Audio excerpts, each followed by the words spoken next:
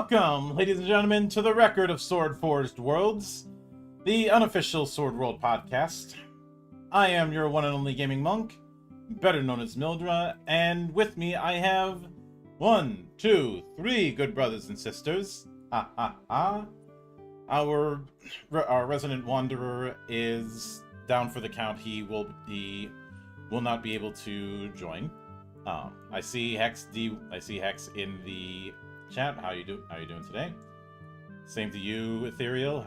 Hope you are doing well on this very, very cold day. And of course, we have the rest of the members of the temple. We have the man constantly losing arguments with himself, good brother Hydra. Sorry about that. We have our resident sheep and one of the two VTubers I know who really wants me to javelin throw them for some reason. Good sister Maki.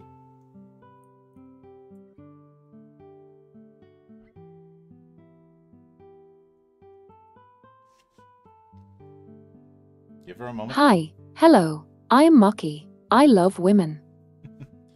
And the man of 1,000 runes, the CEO of Zadari Enterprises, and the bane of my fucking existence, good brother Xanatrix.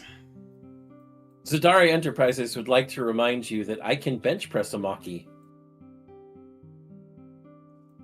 Wouldn't be hard. She's like less than 100 pounds. That's an easy bench press. Nice.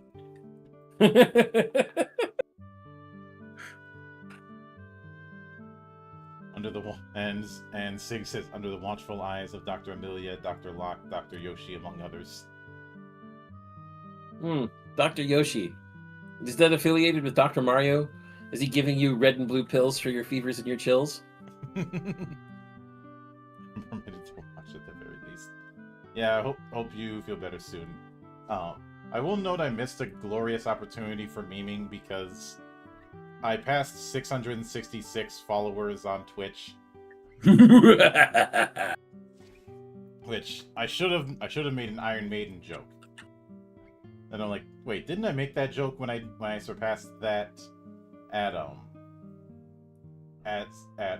followers on YouTube? I mean, yeah, but this isn't exactly beating the allegations of me being an internet villain or a super villain. And we know the difference between the two. No, we don't. Yes, we do. I mean, we do, but I don't think they do. Presentation. There we go. But I mean, if you're going to do it right, it's presentation! But over the last few weeks, we've gone over the setting side of the 1.0 era of Sword World. And as a bit of an aside, I do want to once again give my thanks to good brother John and good sister Riona for their graphical assistance when it comes to these episodes. It was a little bit trickier to set something up for this one because I couldn't do the collage thing again. So I went with a different approach here. Now, tonight, or today, depending on what your time zone is, we are going to be delving into the PC-facing side of Sword World, and we'll be delving into the GM side of it in 2 weeks. After that, it's going to be a few months before we get to the 2.0 era, but that is because there is one other project I want to do as a bit of a tribute to the past, as well as setting the record straight once again. This is twice now that William SRD has done a video that was so bad it got me to do something. Or I won't say bad, but more of full of inaccuracies. Mm-hmm. I feel like he should just stick to the D20 system. And stay out of systems that he's trying to inflict D20 on. In this case, Anima, And he felt the need to invoke the 40k TTRPGs when Rollmaster was sitting right there going, what am I, chopped liver? And of course, if I'm doing Anima next year, Zan, your presence is mandatory. Because that's how everything got started. For those of you that don't know, what was that Gaming Monk Review 16? Yep. Yeah, Gaming Monk Review 16. The very first collaborative effort between myself and the monk. Back before we knew that I would bane him for the rest of eternity. Mm-hmm. Oh. The plans Also, all in all, I think I got the better part of this deal. Also, on that note, I saw your old Anima videos, Monk, and I'll just say this: your audio was a shit back then. Yes. Because I didn't know what I was doing and I was using substandard equipment.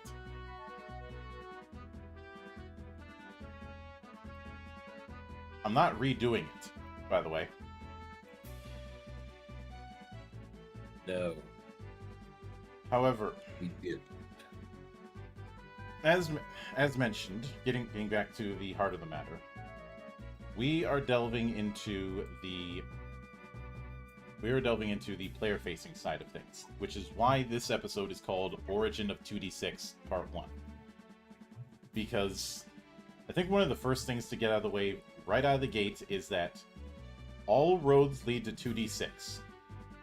No matter the build, no matter the effect, the randomizer is always a 2D6 roll.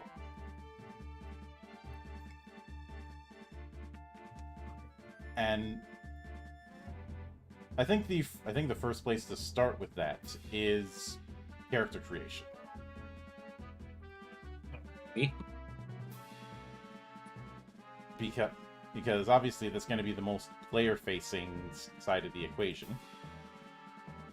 And the funny thing is, when it comes to the character sheet, I have two versions of it. One of them from 1988 and one of them from 1996. And I will put both of them in the side chat for you two. And I'd like you to tell. And these are fillable versions that were done by the community, the proper community, not a self-proclaimed community. And I have to do these as PDFs proper instead of images. Which one do you think does a better job at presenting its info?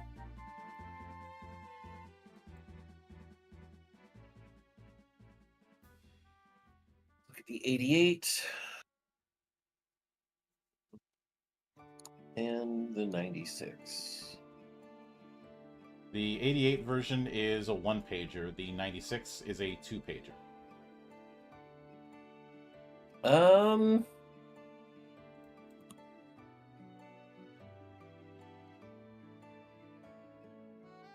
Honestly, I'm gonna go with the 96 page. The 88 page looks far too cluttered. Yeah, putting aside the text jeez, boxes man. because this is form fillable. Mm-hmm. 88, I mean, what am I supposed to be looking at anyway? Too many boxes, man. I know that some game designers insist on trying to do one-page sheets. I remember my boss insisting on a one-page sheet, and I was begging him not to do that. Because Mark Reinhagen has insisted on a one-page sheet for... I'll be right back. Oh, no worries, Maki. Take your time. Oh. Mark Reinhagen has insisted on a one-page sheet for a lot of his work. And that works fine when you're starting your character out. But even after a few sessions, it's not going to be enough. Yeah. I No, mean, at the end of the day, if you're going to use only a single sheet of paper, might as well go 2 pages. You got more room to work with. Most people aren't going to do double-sided because doing double-sided on most printers is tricky. Well, even in the professional level, I don't do double-sided. Yeah, the sheet from Fang Knight was a thing. Mm-hmm. Or just look at all of the sheets in OG World of Darkness that insist on 1 page. They get very cluttered very quick. Or the fact that nobody who's playing any game using the storyteller system uses the official character sheet. They usually end up using the custom one by Void State or Mr. Gone. Which, ironically enough, I'm pretty sure features from both of those were implemented in the 20th anniversary character sheet books that were in the 20th anniversary books. Well, by that point, they just hired Mr. Gone directly to do their character sheets. You are correct. Basically, everybody's using his sheets anyways, so just cut out the middleman. Yes. But I understand why there is an insistence on a 1-page sheet early on. You know, aside from the fact that it was the style at the time. You also have the fact that portability was a big thing. But the problem is that with more storytelling kind of games like Fate, you can get away with a 1-page sheet. But given the way classes / skills work and the way levels work, I don't think you can get away with that. I don't think you can get away with a 1-page sheet, even with 1.0 era Sword World, especially if you're a mage.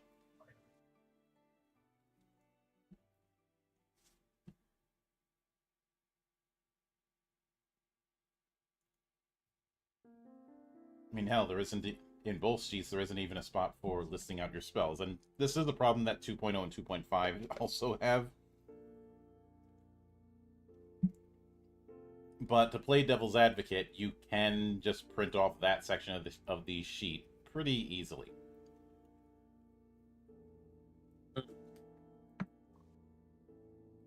But when it comes to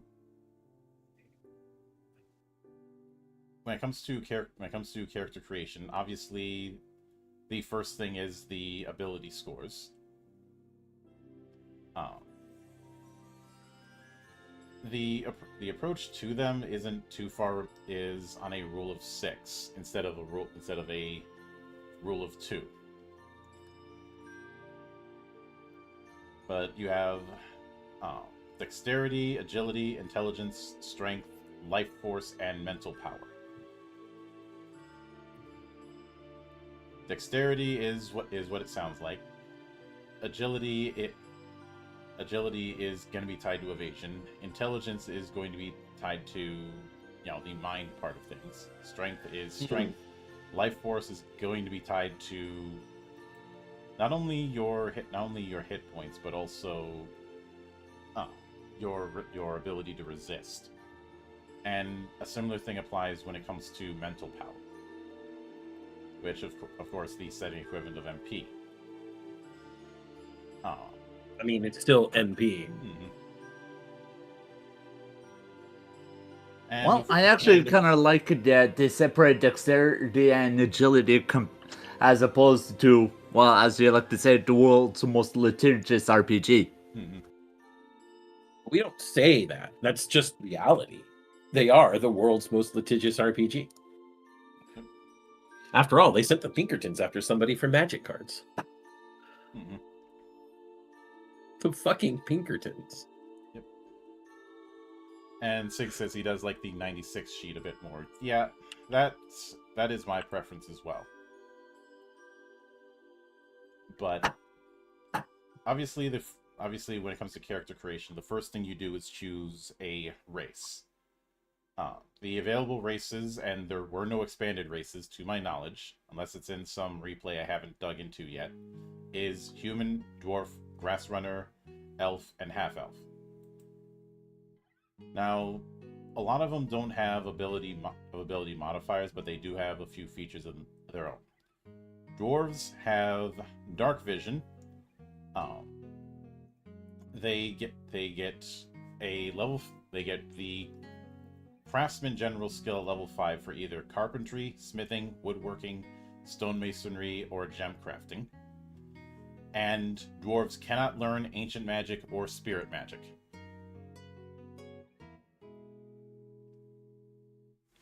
That makes sense. That doesn't mean they can't learn any magic, period, because they can still learn spell songs. Grass runners, on the other hand, get 1 level for free in Thief and Ranger. They can communicate with plants and insects, and they cannot learn runes. So not only do they not get the ancient rune magic, they don't get common runes either. I'll get to those later. With elves, they have 1 level in Shaman for free, and they cannot learn holy magic.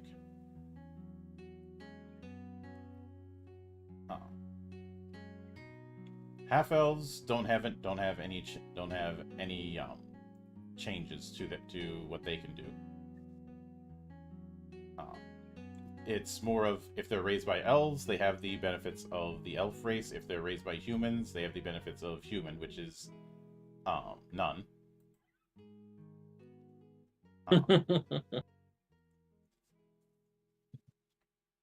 And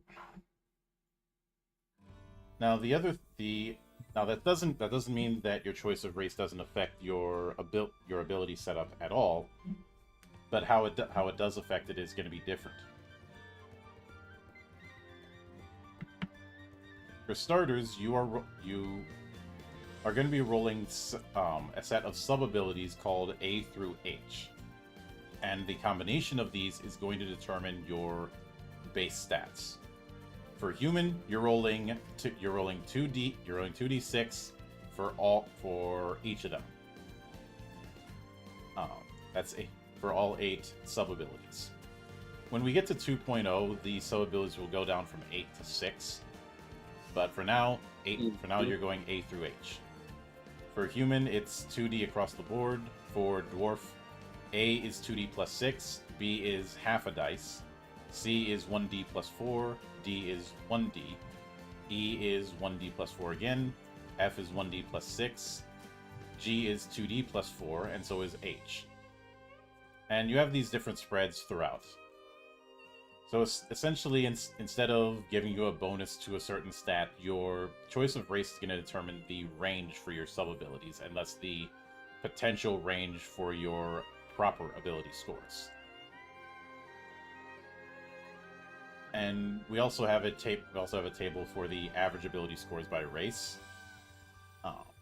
With human, the average is 14 across the board. With the others, they go up and down. And the way ability scores are generated is by calculating the sum of 2 of those sub-abilities. So A plus B is dexterity. B plus C is agility. C plus D is intelligence. E plus F is strength. And F plus G is life force. Now one might ask, where's magic power in that? You only get magic power if you're taking Rune Masters or just casting skills. Otherwise, you have no MP. And why would you? If you're not casting magic, you need none. Actually, I have to correct myself. G plus H is mental power. So you can technically have it, but if you don't have a if you don't have a class that's casting it, you don't get that. So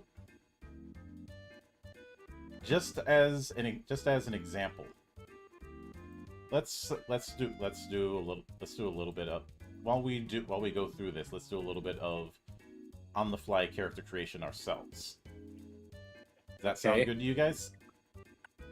Let's do this.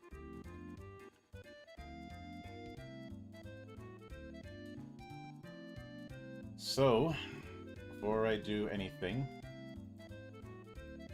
I'm going to load up the the fillable sheet, and just to make sure I can actually save it, I'm going to load it up in the PDF reader instead of browser. So, who's going to volunteer to roll the dice? I have physical dice if you want to hear clicky clacky. I am fine with clicky clacky. All right, let me go to the bag behind me, one of the many numerous bags I have. Oh. Let me get my 2d6 Mm-hmm. out of the 20 d6 that are in this bag. The biggest lie anyone tells themselves is that they have enough dice. I never tell myself I have enough dice. I know I don't. All right. So, the first thing we're going to do is roll for the sub-abilities. So, but before we do that, do we want to go with human, dwarf, grass runner, elf, or half-elf? Let's go with Grass Runner. All right. That's something that a lot of people aren't going to be super familiar with compared to the other races sounding like things they know. Mm-hmm. I'd say the closest thing to grass runner would be halflings, but even that's a stretch. That's a huge stretch, Monk. Mm-hmm. Grass runners are definitely something that is unique to Sword World. Absolutely. So, and I think I chose two awesome dice. They're red and green, Monk. It is a G-Stone and a J-Jewel. I will never not make Gao Gaigar references, and anyone who tries to stop me will... You can try, but I think you'll lose your arms in the process. Does that mean I'm stuck as Soul.J? Don't you want to be the cool guy with the giant armada ship there, Monk? That is fine. It's more... Well, one of us has to. But... I'm the one who screams the most here. I am absolutely Shishio guy. Yeah. So, since we're going with Grass Runner, for A, roll 1d and add 6. 4 plus 6, so 10. All right. For B, that's 2d plus 4. So that's going to be 7 plus 4, 11. All right. For C, that's 1d plus 6. 3 plus 6 is 9. All right, and while I'm at it, instead of just having it the way I've got it, what I am going to do is try and do a window capture so that everyone watching can see what we're doing. Dig, if one of your arms is a demon arm and it'd grow right back, I get to keep ripping it off. Thank you for the infinite meat glitch. I remember when I was playing that bounty hunter character who was hassling some fae folk. One of them was like, and one of the bounties required them to be dead. The fae was like, "You realize I'll just come back if you kill me, right?" And Infinite bounty. And I had said, "Yeah, and I'll get paid each time I do it." So thanks for the payday. Infinite money glitch. Did I just make a Frieza nail joke? I don't know, Sig. Is it a Frieza nail joke or a joke as old as those monkeys I killed?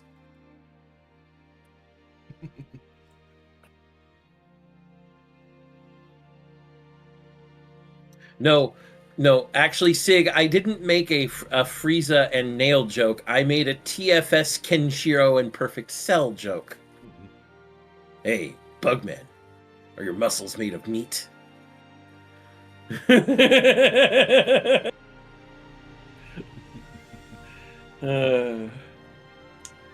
Still trying for that window capture there, Monk? Yeah. Oh.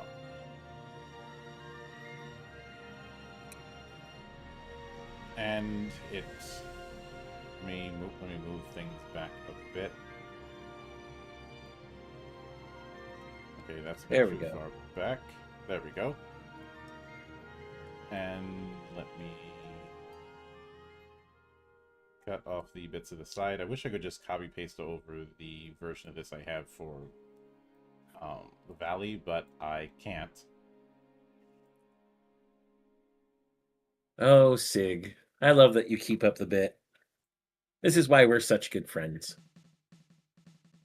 And one of the many reasons. Mhm. Okay, that is good enough. I can just zoom in if need be, but... All right. So now... Yep. So... D. Yep, next is D, and that is 1d6 plus 6. 8. Alright. And E... Oh, wait, we're doing Grass Runner, so... minus 6. I was looking at half elf for some reason. So D is just 1d6. Oh, okay. So I'll re-roll it then. Mm-hmm. 4.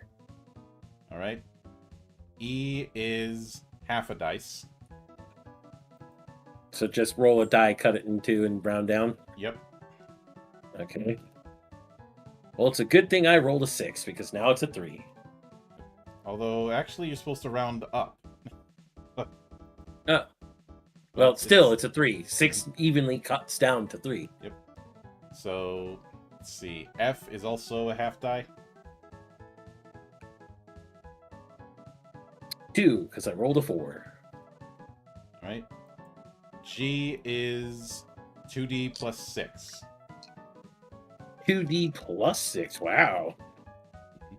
All right. Well, Monk, my dice luck struck again. That's an 11, so plus 6 is 17. All right, 17. And H is 2d plus 4. So 9 plus 4 is 13. All right. And I have the clicky clackies for this. Yep. So dexterity is A plus B, so that is 21. Agility is B and C, so that's is 20. Intelligence is C plus D, so that is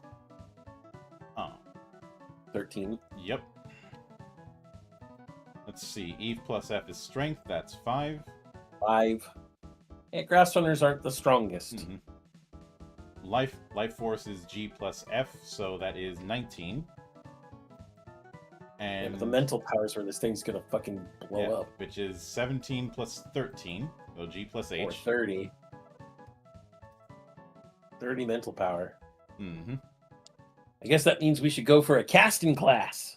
Yeah. So, looking at that, then the next thing is to look at the bonus from the scores. So dexterity is at 21, so that has a bonus of plus 3. Agility is 20, so that's also a 3.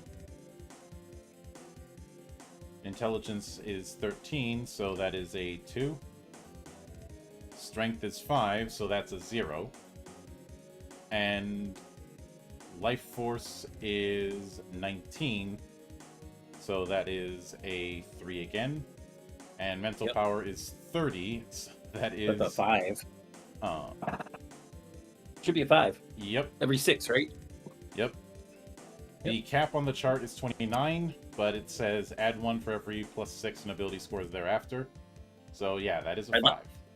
I'd like to say that the top bonus box next to dexterity just has a plus in it, Monk. Whoops. So that should be a 2. Oh. No, that's a 3. Oh yes, that should be a 3, excuse me. My brain is it's been stuff, Monk. It's been stuff.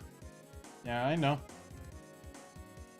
So after that is the choice of background, which is going to grant you your starting gamma and your starting skills and experience points. And this is where we revisit something we talked about in the first couple episodes. But the way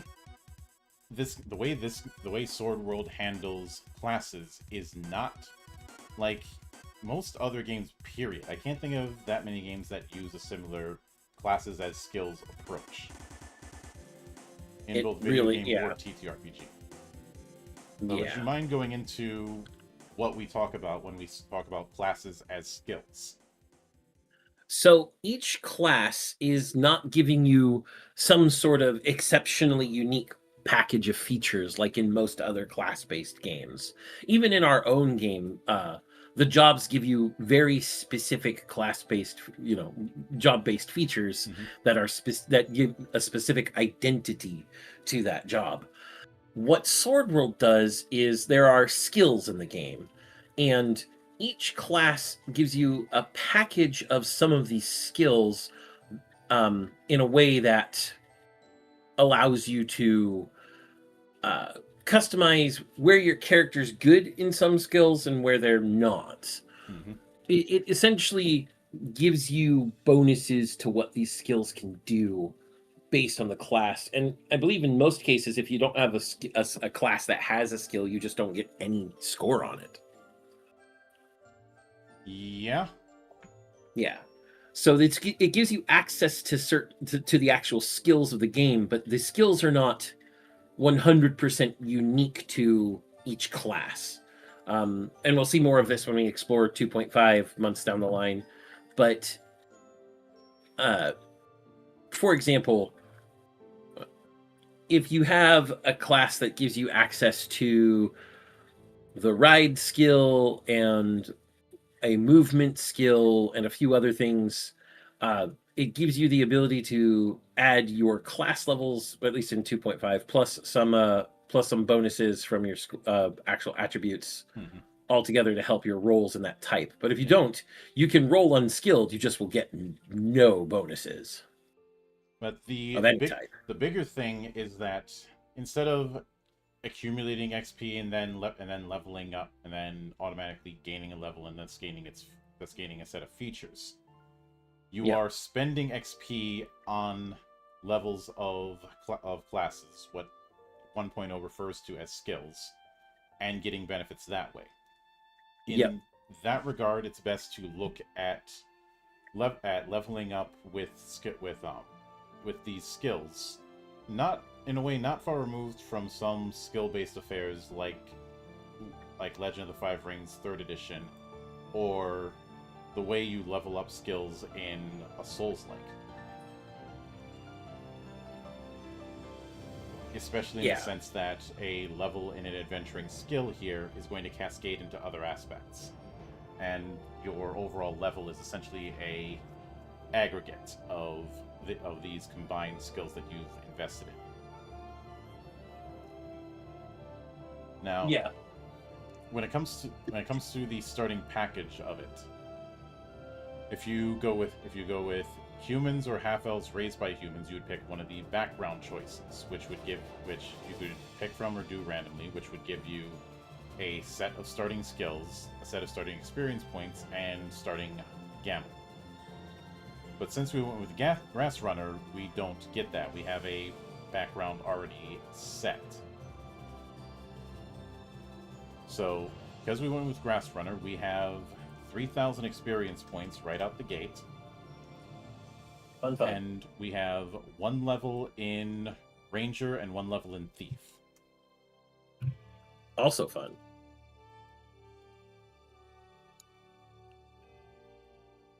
So, I know we said that Grass Runners are something unique to Sword World, but if there's any, in terms of more Western affairs with fantasy, what would be a close equivalent to Grass Runners? Well, like you said, the closest equivalent is probably halflings, but ranger thieves that are smaller. If we want to go with a specific example from another world that's really well done, but it's also not a part of, but is also a part of the most litigious game, I would say Kender. Yeah, which, given the inspirations, would fit. Oh. Now, We love Dragonlance in this house, despite the idiocy that is WotC. Mm-hmm. It would be the ultimate troll move of my part if I wrote a Dragonlance module for Legend Edition.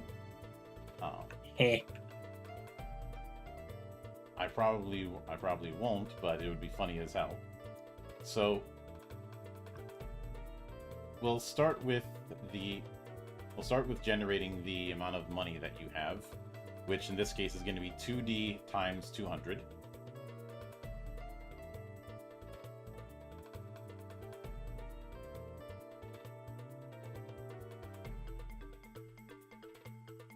Sorry, say that again. Everything kind of cut out there for a second. The starting amount of gamel you have is going to be 2d times 200.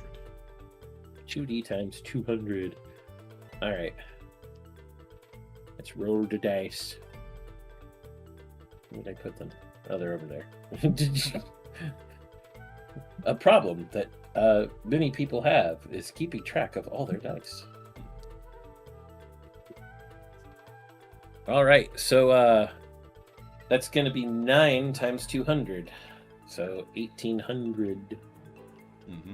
And we'll get back to that when it comes to equipment. So when it comes to leveling, if one was to look at the complete edition, there is a section that has the advancement setup. That's going to be chapter 15. Actually, no, it's not chapter 15. I'm looking for, because there is the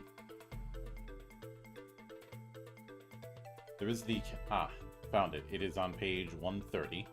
The level cap is of course 10. And as mentioned, you have 3,000 points of experience to spend. To futz around with, yep. Mm-hmm. And I think with the high mental points, we should probably at least get some sort of casting going on. Yep. It just can't be sorcerer or shaman because actually Yep. no. Shaman is available because shaman doesn't use runes. You cannot use rune skills. Yeah.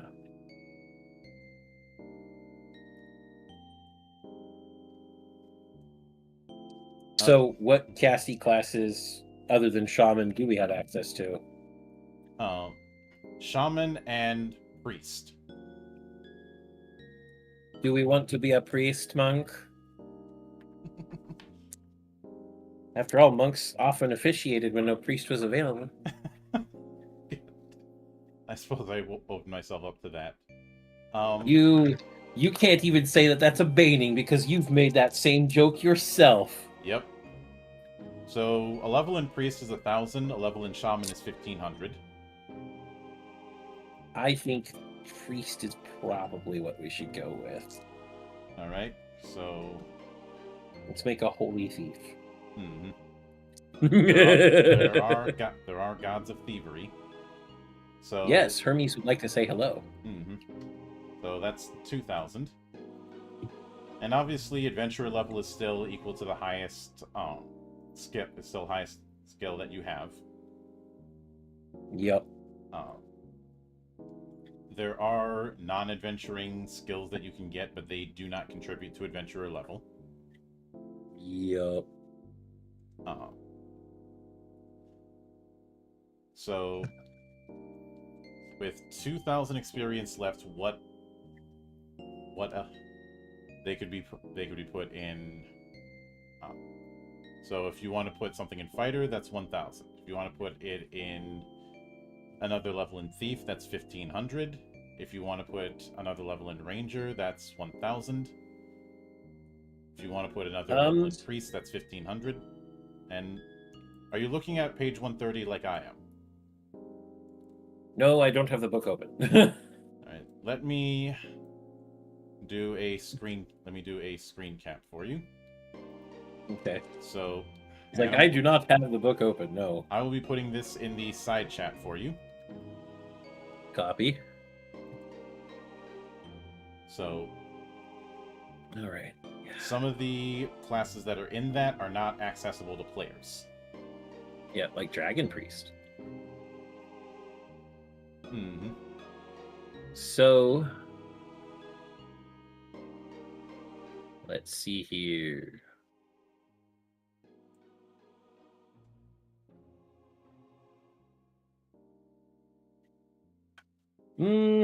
I'm thinking that we should add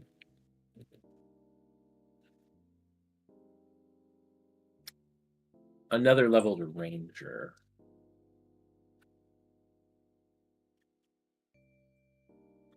Ranger can be really useful, especially in the Forcelia era. Yep. So, let's see. So, a second level in Ranger, that's 1,000. Yep. Bring At least that this up was to 1,000 level 2. remaining, right? Yep. That's adventure level is level 2. Most starting characters are going to be adventurer level 2. It's rare that they're going to be adventurer level 1 at the start. Yeah. So it leaves 1,000 experience remaining.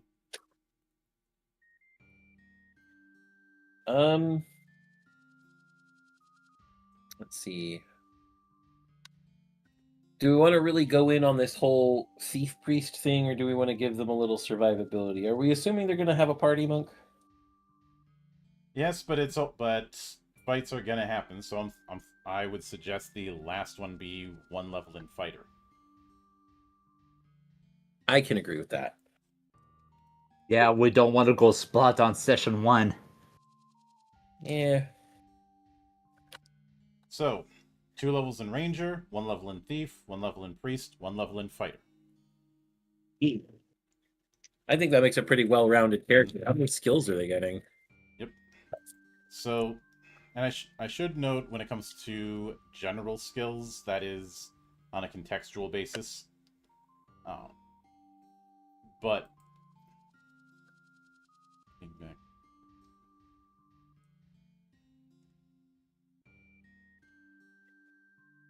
getting back to it.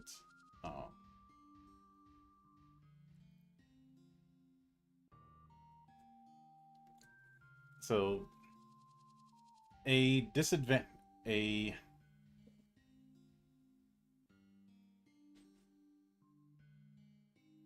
so when it comes, I think we should go a bit into the skills, just to go into how these kind of things work. So a lot of the adventuring skills are going to be called, well, adventure skills, and a lot of the craftsman skills are known as general skills. Yes. So the fighter skill is your fighter. If you have a level in fighter, you can use weapons and armor properly. If you have the thief skill, that is where you get the ability to deal with traps, stay ahead of footsteps, listening in, that kind of thing. If you have the sage skill, you are well versed in fields of study. If you have the ranger, you're good with projectile weapons, and you are decent with being out and about outdoors. If you have bard, then you get access to spell songs, and all of the. And actually, I have to correct myself. We can't take priest because priest is still a rune mastery. Oh, then I guess we have to take off priest. Mm-hmm.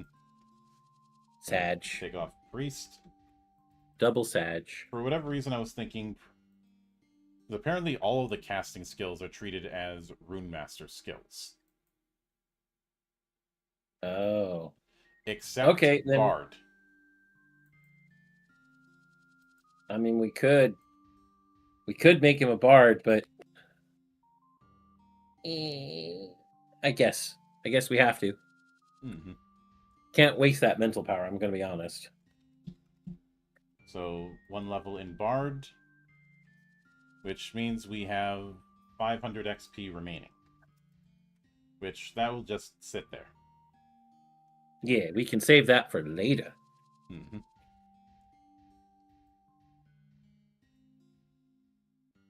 So with that in mind, when it comes to the Rune Master classes, we have Sorcerer. This is essentially the ancient magic, the magic of the Kingdom of Castul, which we've talked about, the kingdom that excessively used its magic and paid for it. It paid the ultimate price. Yep. A lot of the high ancient magic was lost with the fall of Castul, and those who handle it now are known as sorcerers.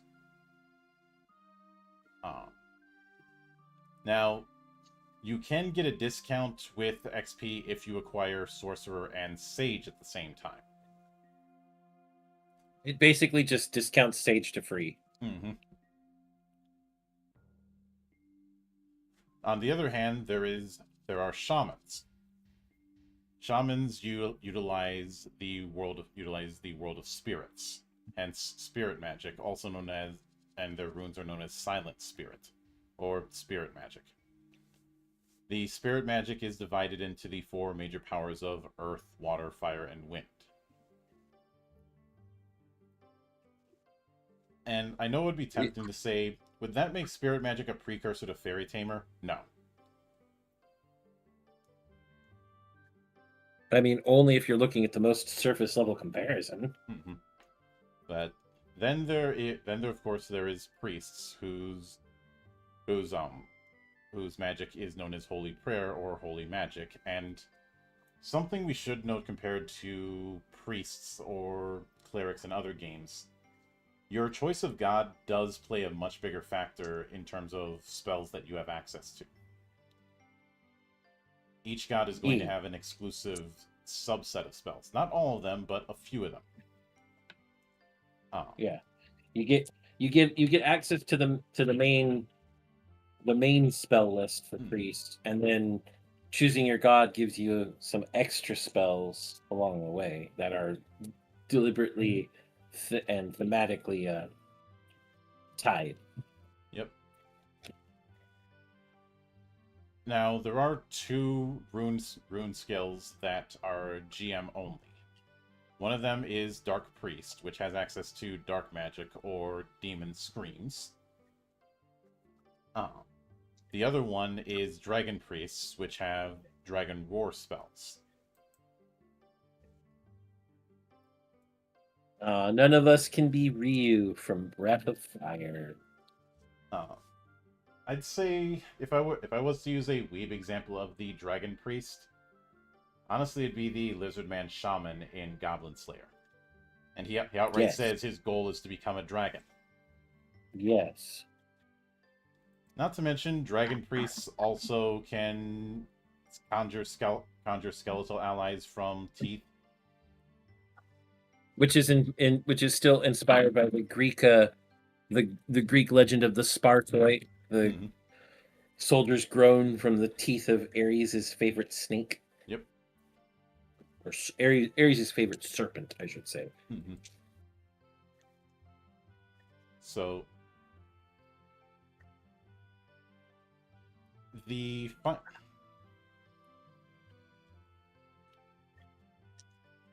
one of the final things is picking out equipment. Yeah.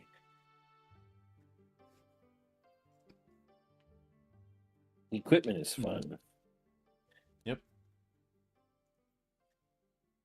And obviously equipment is purchased through Gamel. That part is self-explanatory. But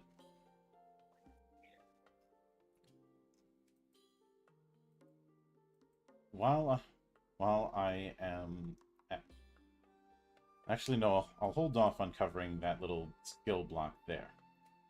One of the other things with equipment, especially with weapons and armor, is a required strength.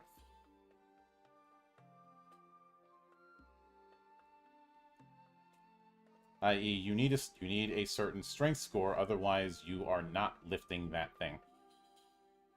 Mm.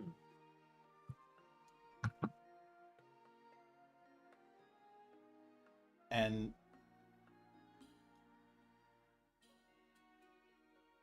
when it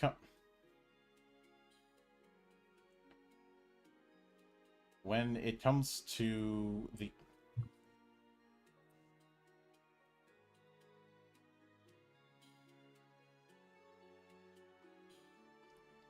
now the funny thing is that in 1.0, there was a minimum and maximum range with certain weapons. That if your strength was higher than that, you couldn't use it. Mm. That obviously didn't carry over into 2.0, probably because it's kind of silly. Your strength's too high. What do you mean? Your strength's too high. Explain. Mm-hmm. Explain, damn it.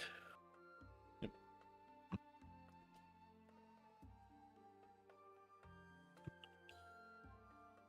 And the required price of an item is something that is also a bit variable.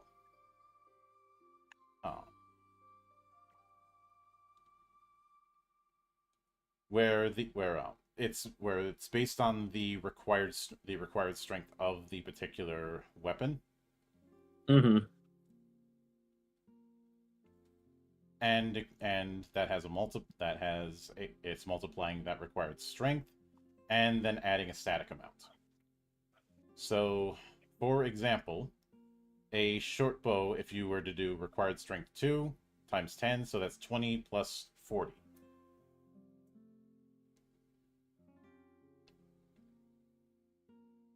Yeah. So I believe this is the reason for the required strength variable approach, because it's determining price as well. But it is still kind of silly that you can be too strong for a weapon. And Dragon says, so Dragon Priest is perfect for me. No, it is not. As has been made clear, only GM characters can take Dragon Priest. Indeed. Same with Dark Priest.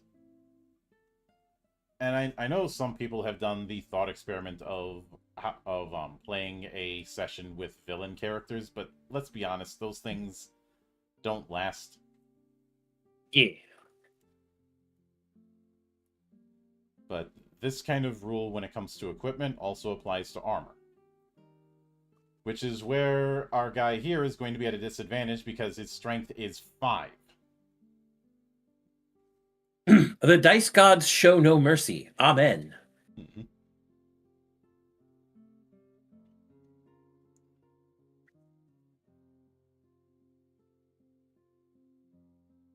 He's just going to wear burlap, right? And so, given that,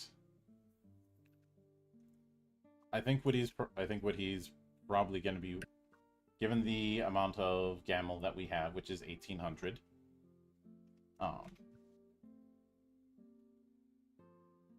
he's probably not going to be wearing metal armor. That's why I said he's probably going to be wearing a burlap sack. Mm-hmm.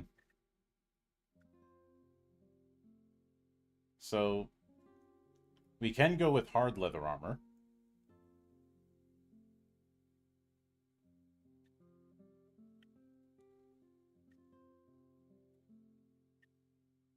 Which that is going to be, since we're using strength 5 for that, times 30 plus 30, that's 153.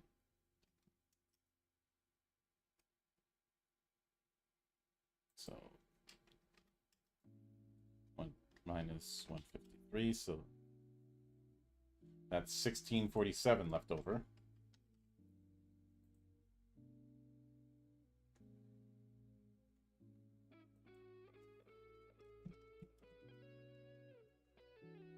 I know I accidentally capitalized the E. That's just a weird quirk of my keyboard. As well as it randomly hanging. Sorry about that, folks. Probably has to do with the load your computer's under.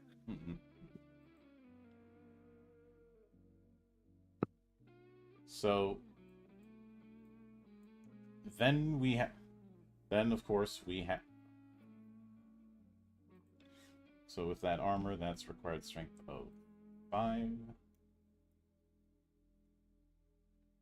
And we may as well get to this part. So I'm gonna need to. So let's see, fighter and ranger. So with this part, we'll calculate that in a minute. I'm just putting in.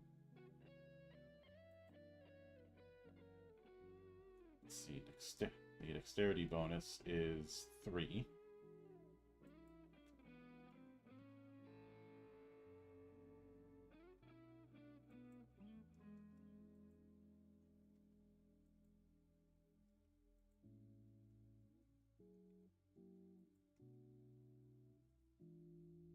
Yeah, I remember how this kind of thing is done. It is basically you're taking the fighter and thief skill, the ranger skill, adventure level, etc., and putting it in the relevant boxes. Though, admittedly, this box here is not as intuitive as I would have liked, which is probably the reason it got phased out with 2.0. Let's see, agility is it has a bonus of 3.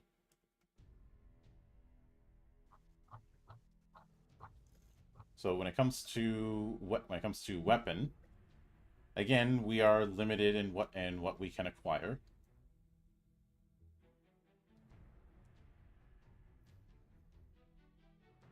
But I would say our guy here probably doesn't want to get up close, so picking a melee weapon probably isn't in his best interest. He's a ranger anyway, so you'll probably just go ahead and pew pew.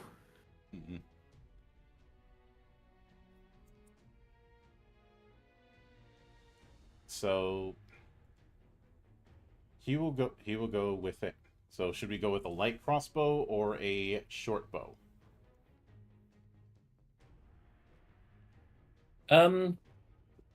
I think a light crossbow fits it better.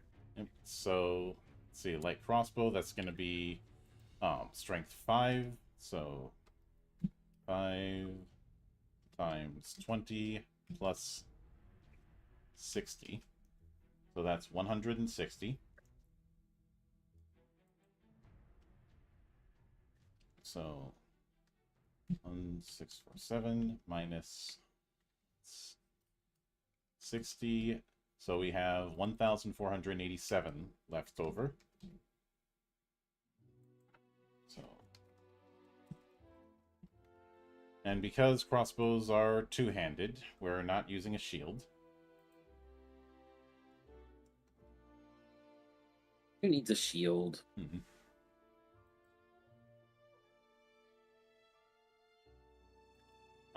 I know there's a spot for attack power modifiers for weapon, shield, and armor, but that's only in the case of magic equipment, and this isn't. So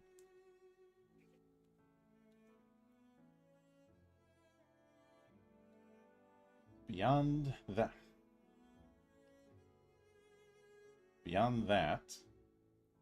let me get back to here.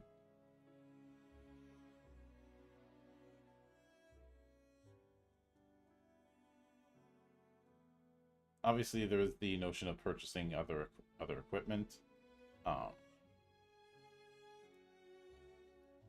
It is funny that they're not that even back in the 90s they knew calculating encumbrance was stupid and don't do it. Just said use your common sense. Yep. But what if you don't have any common sense? Skill issue. Then you have a skill issue. Yep. Now, it should be noted that your choice of equipment can be restricted depending on certain casting classes that you might have. Sage, Bard, and Priest don't have any restrictions. Shaman, you cannot use metal armor.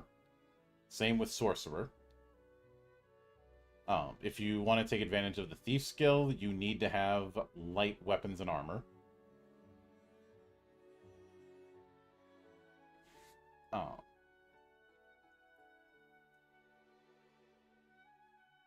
And for Ranger, you must have light armor.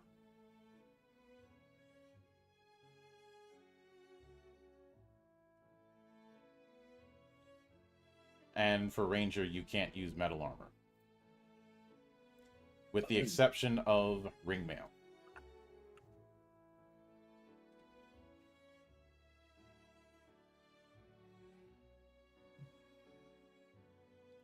And this kind of thing would be simplified in 2.0 to just just metallic or non-metallic, which there already is in 1.0, but it was a little bit more codified. You didn't have, oh, you can't use metal armor except for this kind.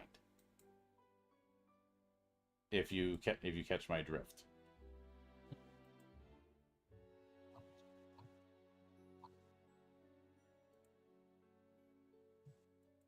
And truth be told, I don't use encumbrance even when it is present in games.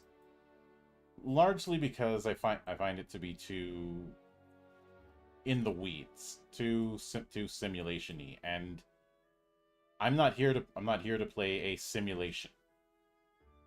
That's far more of a history buff in the 70s kind of thing. Not to mention today, I pretty much like do away with weights as well, because it just adds an extra thing that you have to keep track of. Yep. But let me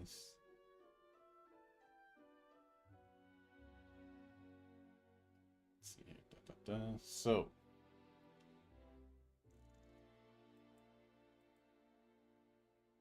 Then we get, now, of course, with checks, it is a 2d6 affair. You are rolling 2d6 and adding bonuses and comparing it to the relevant result.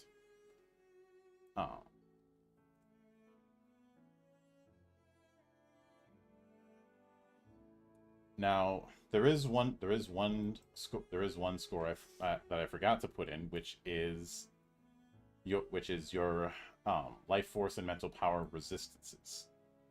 This is a total of your adventurer level plus your bonus to both of them. So for life force, that is going to be 5, and for mental power, that is going to be 7. If something requires a life force or mental power resistance check, those are the stats you use. Those would be the equivalent. So those would be the equivalent of saving throws.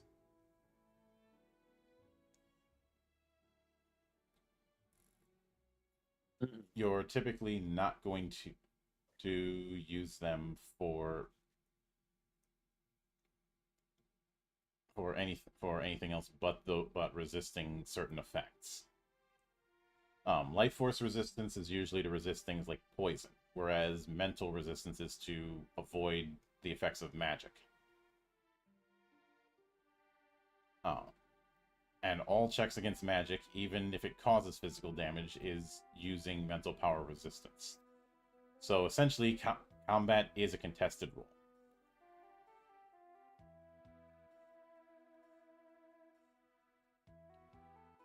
You know, we're probably gonna have to explain to the audience what a contested roll is.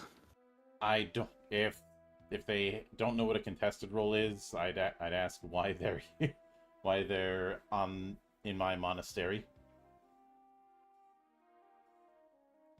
I guess one of those things where the name itself kind of gives away what it is. Yeah, fair point. Mm-mm.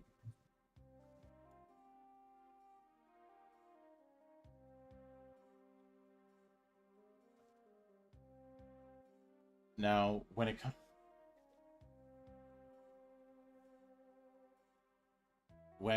comes to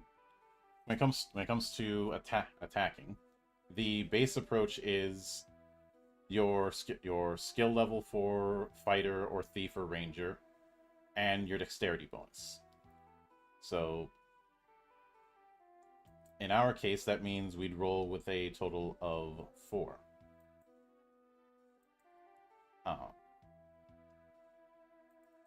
Actually, your strike power is determining how much damage you deal if you hit. This is the required strength. This is equal to the required strength of a given weapon. So for our light crossbow, it's 5. Now, if you're using a two-handed weapon, then the strike power gets an increase of 5.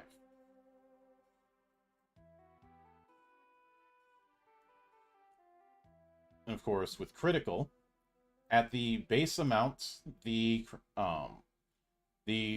target to get a critical is 10. If you are attacking with thief, it's 9.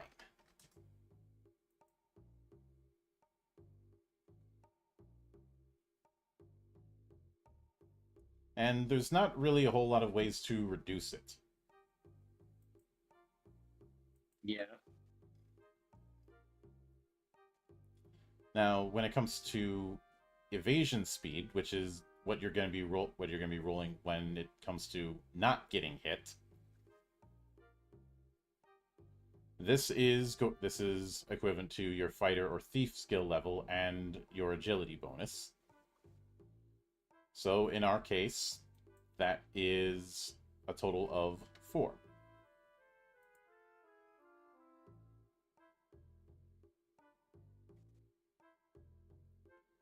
And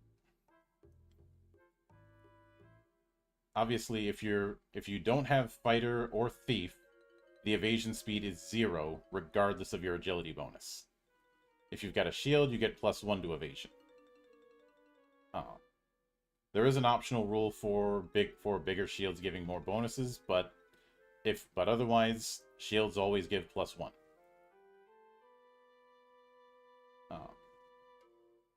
And you do not get blocked from using that shield bonus if you don't have a level in fighter or thief. Now, of course, with defense power, that is your soak. And that is always equal to the required strength of your armor, which in this case is 5.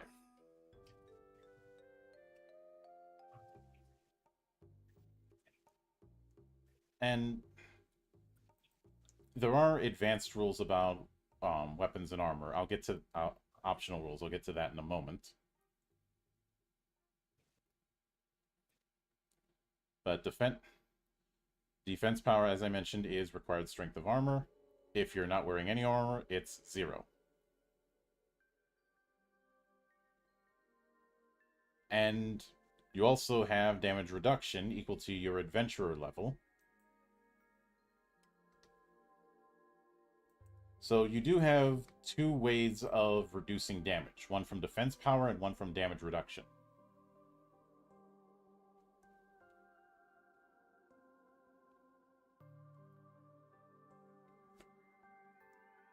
And as far as what happens if you, and I will note we do have a nice little chart about what to do when a character attacks a monster. So you'd find the attack power and add 2d. If you roll double ones, you miss. If you roll double sixes, you crit.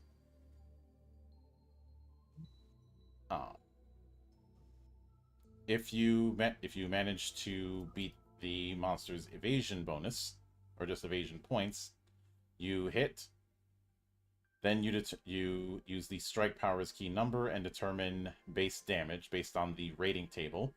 This would be reformatted as the power table in 2.0. And Zan, would you mind going into what the power table is and why it's a big deal in this system? So the power table is essentially shows what damage you're going to do based on your roll and the power rating of what you're using. It's a big deal because instead of having to randomize your damage using actual dice as the ultimate outcome for the values, this allows you to still just roll 2d6 and then get a number that can honestly be nowhere on that 2d6. At higher power levels on the table, you can get, 30, 40 damage, which 2d6 only goes to 12. And it also, the table is a very visually compact and very visually, what's the word I'm looking for here? Sophisticated information tool. It's very info dense, but easily understood. Mm-hmm. So as the 1.0 power table evolves into the 2.0 power table, we see even more quality of life things added to it that make it very awesome. Like even more awesome than it already is. But the basic power table says, hey, if you have this power rating on this weapon due to how the rating on the weapon may interact with your stats, roll 2d6, you get this damage in this range. Mm-hmm. It's a great way to keep from people having to play arithmetic with the damage itself. Helps to speed up the game a lot, actually. Yep. And in our case, the rating table is going to be based on the strike power of our weapon, which is 5.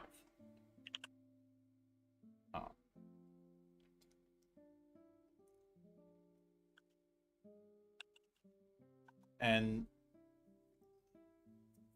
this means now bonus damage is calculated after the rating table. Yes. So if the damage is, since it is 5, we look at the rating table on 5. So let me zoom in on where I've got it here. There is a spreadsheet version that auto calculates, but I didn't use that because I didn't feel like opening up Excel. Let's see. 1. Actually, I'm going to move this back to one page so it's easier for you guys to see it. 5 is... Okay, 0, 1, 1, 2, 2, 3.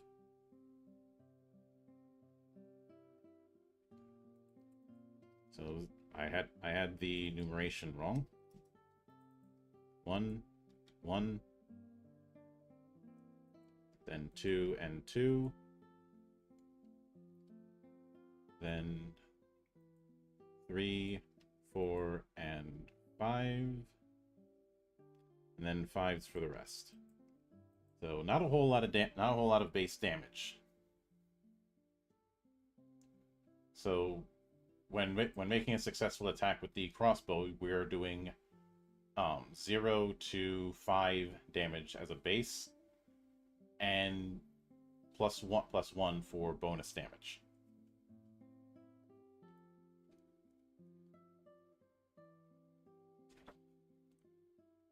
Everybody got that? Good. Mm-hmm. Obviously, if you crit, which in this case is rolling a nat 10, you deal damage, then roll again. If you roll again, you do damage again. And crits are not easy to happen when it comes to damage, but when they do, they have a hell of an effect.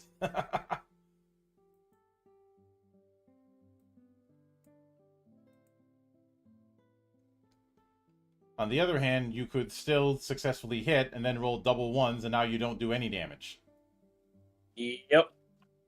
And does that mean in this case that if we rolled a 3, we'd do 0 damage? No. We would do 1 damage. We just wouldn't get the benefit from the rating table.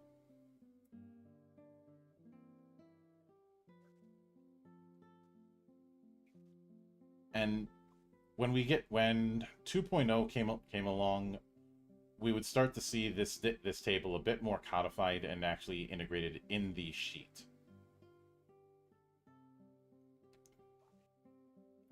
But there is a defensive version of the rating table where you're using your defense power to reduce damage. This was something that didn't carry over into 2.0. But both of them use the same table rule.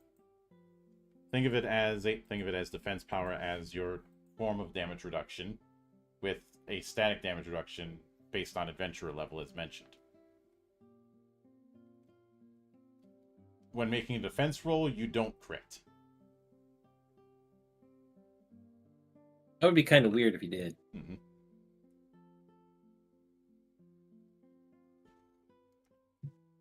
And that more or less covers the building of this character just from the basics. But there are a few other things to delve into. So for now, I'm going to turn off the PDF that I have here and minimize that. So, since we did talk about it, I think we should go straight into discussing magic.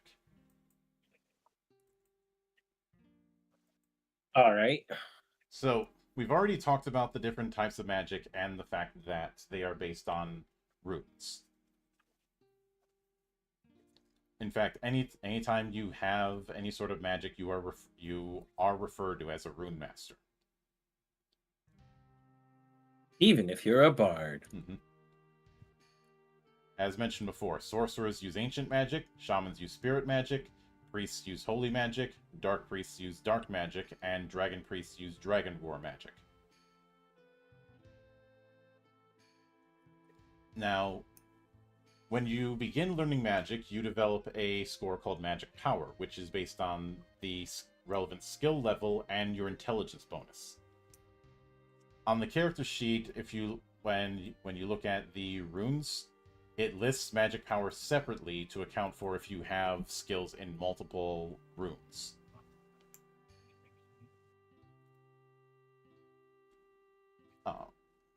Some of the magic is resistible, which will be done with a mental power resistance check.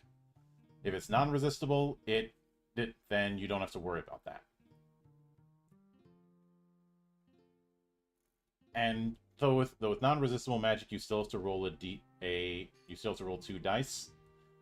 If you roll anything other than Snake Eyes, spell takes effects. If you roll Snake Eyes, no effect.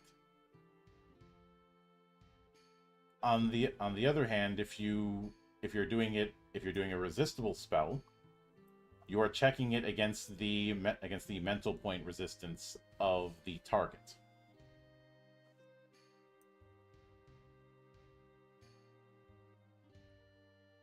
Unless, of course, you roll double 6s, in which case the spell automatically succeeds.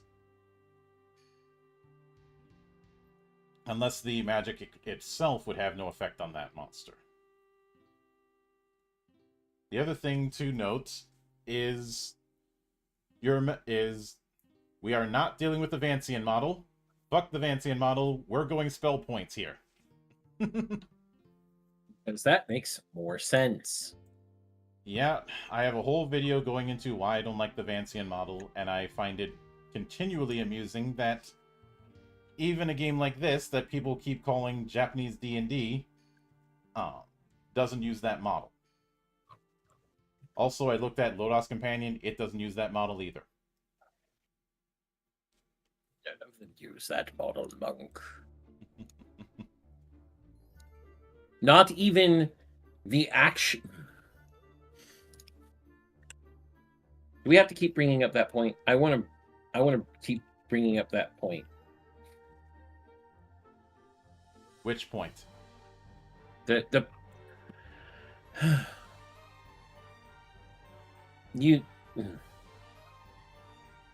the point that even the Dying Earth TTRPG doesn't use Vancian magic. I mean, it does. Yes, in the sense of TTRPG. I mean, it does in the sense of the naming convention, and that's it. That's not Vancian magic at that point now, is it? It's just the naming convention. Mm-hmm. But even the fucking tabletop based off of the fucking books that the magic system comes from does not use the iteration of how that magic system came to be in the world's most litigious role-playing game. Mm-hmm. So, fuck you, Vancian magic. Yep. Now, obviously, this means that each spell has a base MP cost. You can recover them through magical means, such as the Holy Spell Transfer Magical Power. And, of course, you can recover it by just sleeping for 6 hours. But only once a day. On the other hand, you can overspend with magic expansion. This is essentially meta magic, but any caster has it.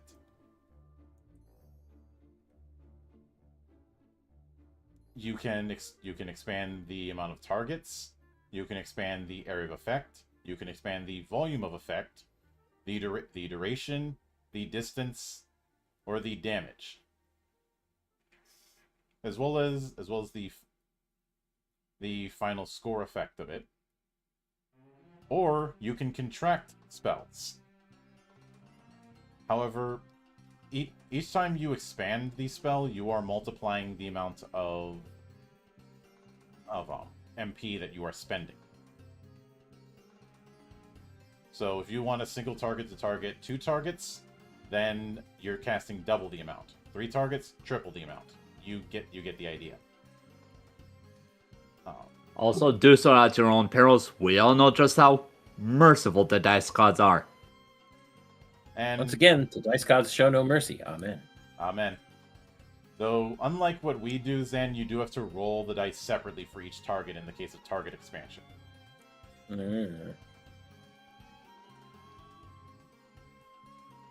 But with area expansion, that basically means a larger area. It could be the radius of a circle, the side of a square, etc. Only the square root of the expansion size in that case. Volume expansion works the exact same way. Duration expansion is doubling or tripling the duration of the spell. Distance expansion is exactly what it sounds like.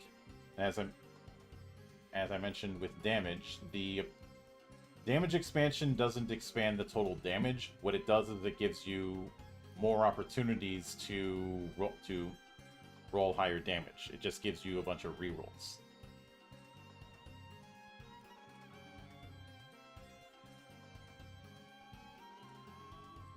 On the other hand, you can increase if you double or triple the amount of MP you take up, you can add a +1 or a +2 bonus to the magic power check.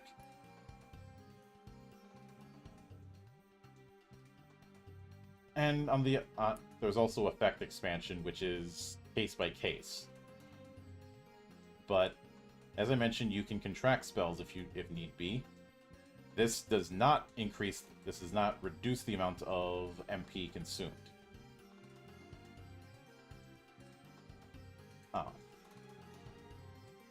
It's not something that's going to be used as often, and it doesn't mess around with MP.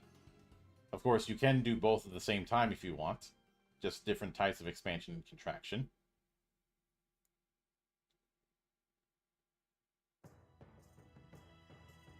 And beyond that, one might ask, well, okay, how do I get spells? By taking the skill.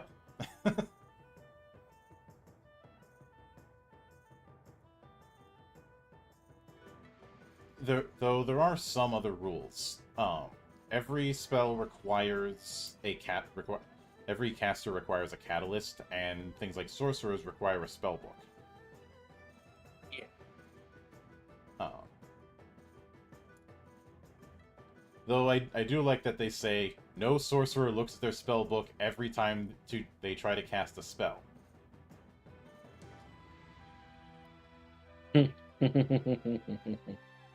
Like there is no outright mechanics for spell books, but it's stated it's customary for sorcerers to write down their spells in a spell book. But more importantly is a magical catalyst. Usually this is a mage's staff, though there are other things. Laverna, the Witch of Orphan, uses an amethyst ring. Cyanos uses a twig wand on his left hand. So, the form of it may change, but you need some sort of catalyst to use spells. That also you have means to that, cast through a focus. Yep. Essentially. That also means you need to be holding it, which means you can't easily do the weapon and shield thing unless you have like a ring as a catalyst, and those are more expensive. So if you take, for example, first level sorcerer, you get all of the first level sorcerer spells, and it keeps going as you go up in level. This does mean you could have a ridiculous amount of spells late game, but that's what happens. Ain't gonna be lacking in options, that's for certain. Yep.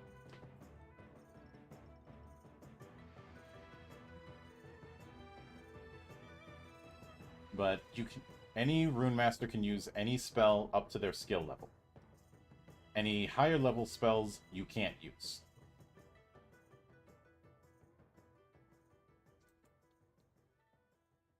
Heaven forbid we can't use the disintegrate at level 1.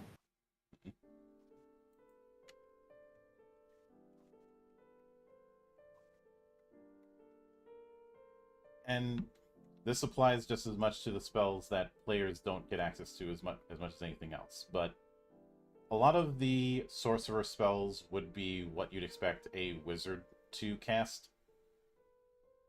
They're far more wizard than anything else. For example, this is what you get at first level: Unlock, Energy Bolt, Enchant Weapon, Counterspell, Chameleon, Sleep Cloud, Sense Magic, Darkness, Decrease Weight, Dispel Magic, Kindle, Protection, Magic Protection, Light, and Lock.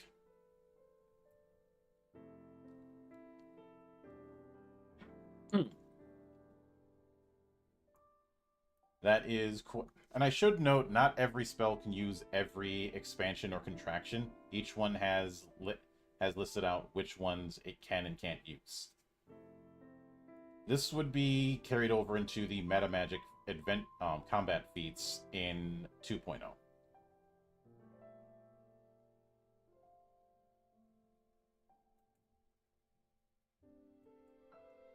But that's just at level 1. And as far as level 10 spells, well, one of them is Dimension Door. In fact, let me see what 10th level Ancient Magic is. Dimension Gate, which is just Dimension Door. Death Cloud, so not far removed from Cloud Kill. Perfect Cancellation, basically the strongest version of Dispel Magic. Even non-removable or curse-type spells can be nullified.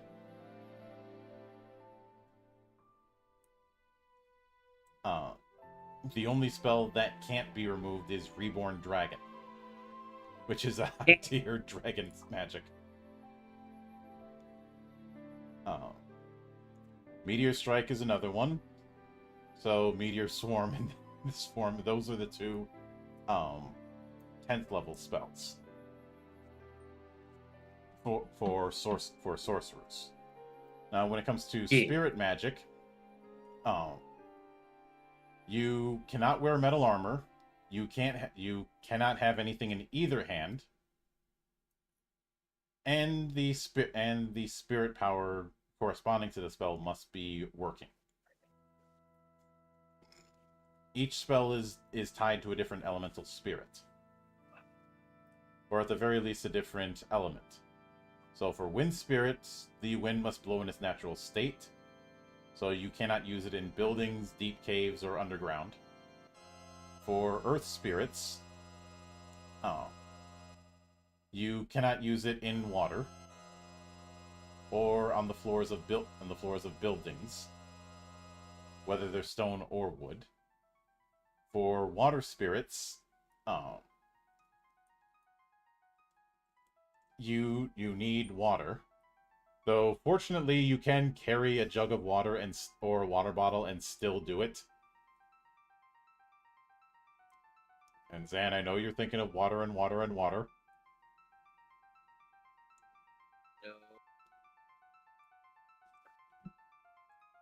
Hey, worst comes to worst, the bodies tend to be a good amount of water, so you could do that as well.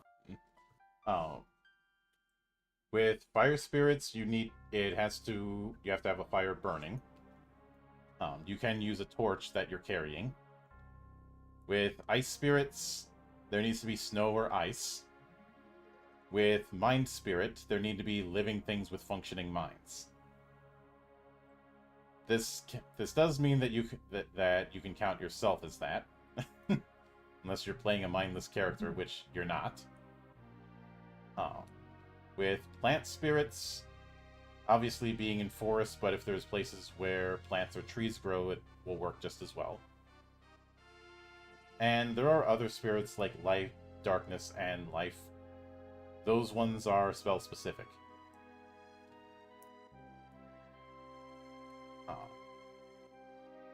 If you have Shaman, you can sense auras, so you can get a sense for what spells you could and couldn't use. Though they describe it as a subtle sensation, more like what we can smell than see.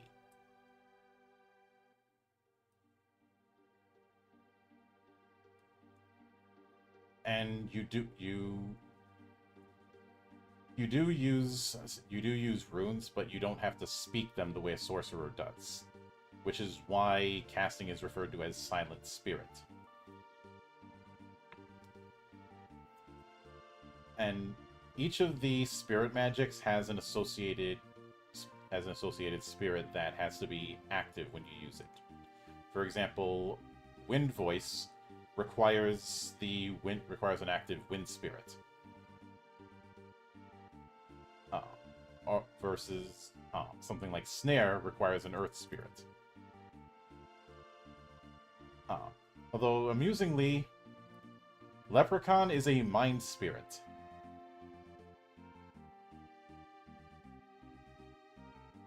And it's not like all the spells are tied to one of these elements, which is why I said that. How much are defective psionic? To a point, but there's also things like building spirits, such as the Brownie spell. Brownies are described as spirits that live in old houses and castles. And sorry for the brief disconnect and reconnect. OBS decided it was going to mess around with me. Whereas Shades is a dark spirit.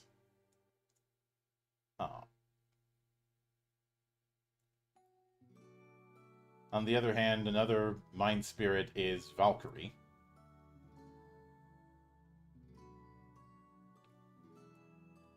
And you can kind of see where this sort of thing is going.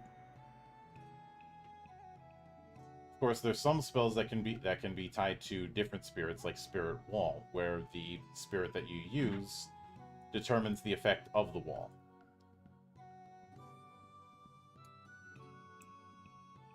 So would it be if I know I brought up druids earlier, but Zan, what would you say would be another equivalent to what spirit magic is in Sword World?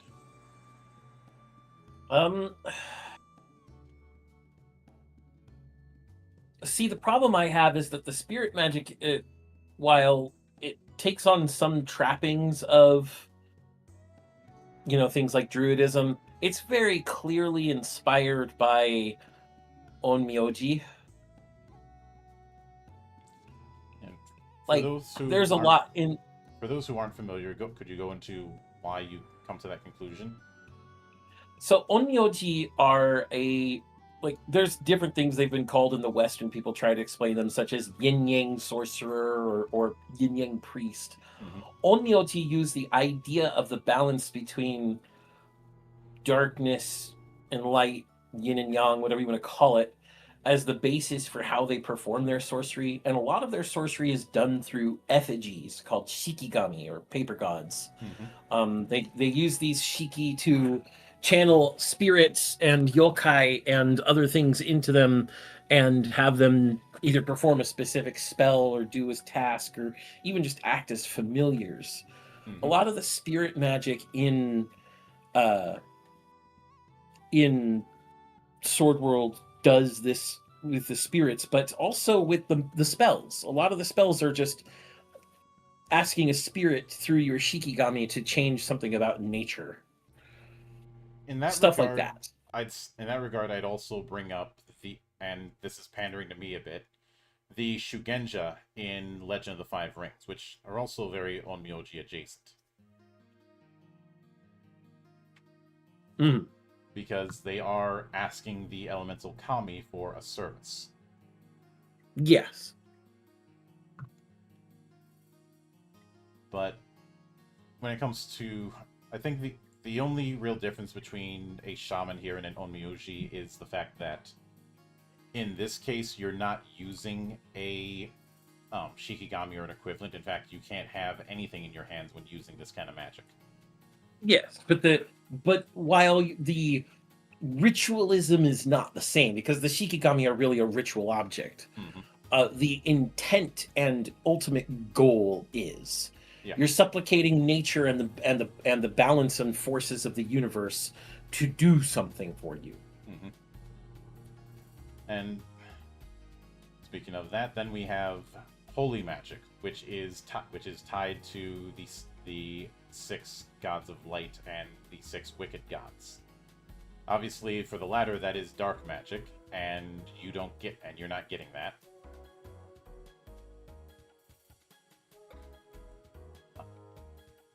The 6 major gods, just to remind people, are Faris, the supreme god; Polaris, the dark god; Miri, the god of war; Rahada, the god of knowledge; Chaza, the god of trade; and Marfa, the earth mother.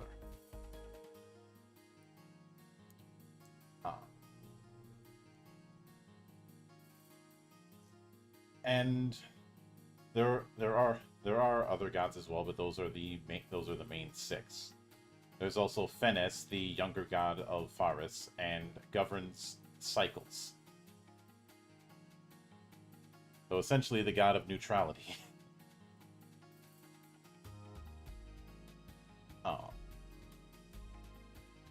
Then there's Wenner, the god of the arts and the god of bards. Sometimes characterized as a god of destiny. Then there's Ganerd, who was originally the god of craftsmanship, but also became the god of thieves and gifts.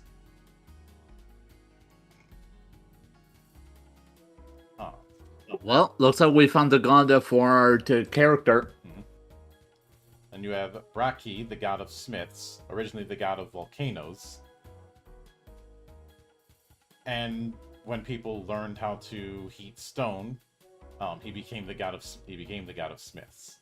Has a lot of believers in those who work in the mines, and is especially revered among the dwarves.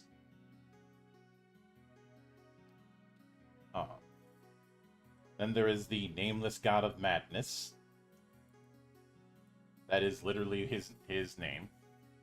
This would be the mad god in 2.0.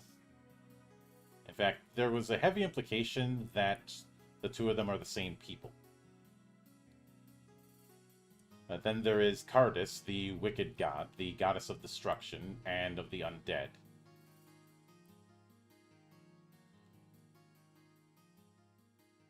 and then Mirleaf, the god of the dead of the sea.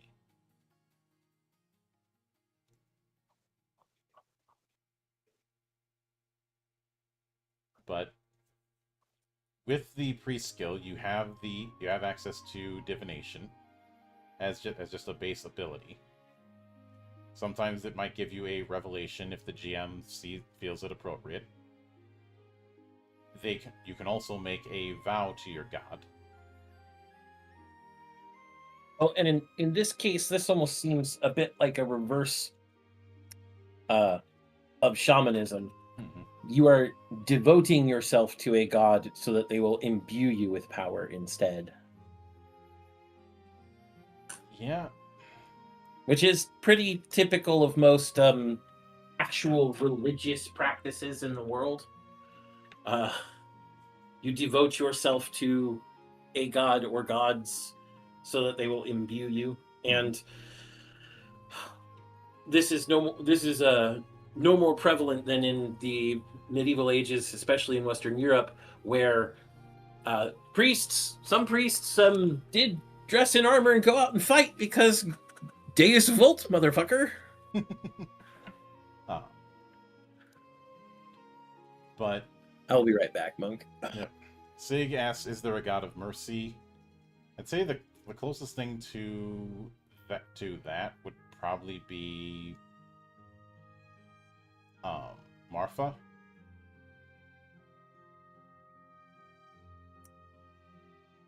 Especially since Marfa is described as, her doctrine is expressed in the words, "be natural." This is different from the concept of nature worship, and her ideal for humans is to be in their natural state. She approves of fighting for self-defense, but denies any other kind of fighting. She particularly encourages farming and hunting, which are basic activities indispensable for human survival. It seems she has many believers among the poor, farmers, and hunters.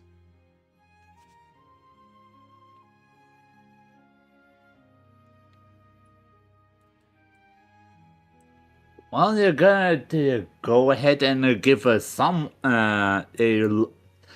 what's the word I'm looking for?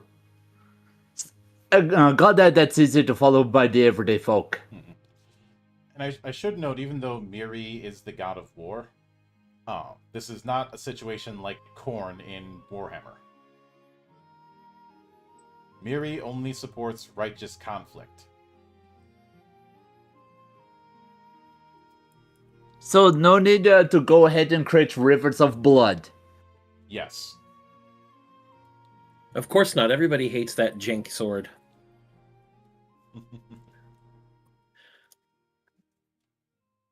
Oh, I'm the only one who plays Elden Ring that much. Sorry. But given what would be a good parallel to the kind of god of war that Miri is, as given what I mentioned earlier? Maybe Tyr from D&D, but I could be mistaken. Tyr the Bloody-Handed? I don't see it. No, I know that like some kind of a paladin that from... oh god, the name escapes me.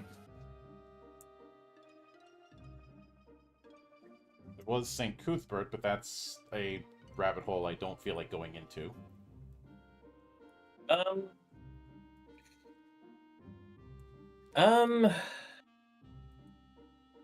Let me think here for a second, monk. I'm gonna try and channel my inner Flutter. No offense to Flutter, like Flutter's good dude. Mm-hmm. Okay.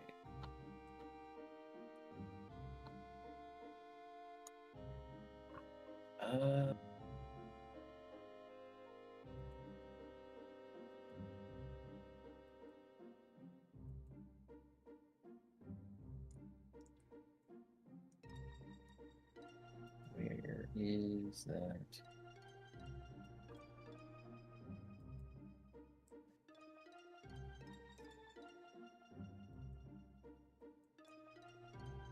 Also, as a side note, Are you? Hmm?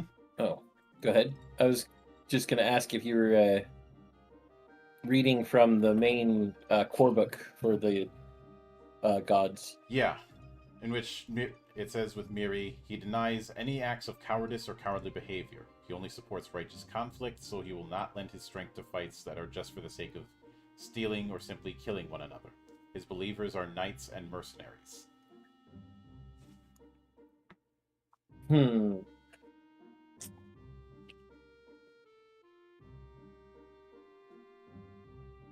Let me...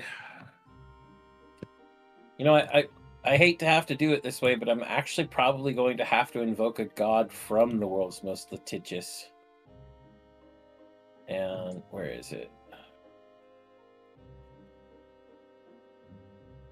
Where are you? There's a small part of me that wants to say a parallel might be Athena. Torm, god of courage and self-sacrifice. I can go with Might that. be one. I'd also go with Cord in 4th edition, because I am biased towards 4th edition for obvious reasons. Well, and Cord is technically the god of athletics and sports in Greyhawk. Mm-hmm. But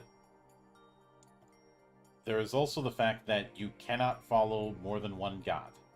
If you pick priest, you have to pick one god to follow. And if you are doing actions that aren't in accordance to that god, as far as your use of magic, it won't work. You won't lose your magic permanently or some shit like that. Thank God we're not doing that. It's just the spell won't work. But holy magic is divided into basic holy magic, which is the holy magic that everyone gets access to, and special. Each god grants special holy magic at the relevant level. So, for example, Faris gives you Sense Evil at level 1, and Banish at level 8, and Jihad at level 10.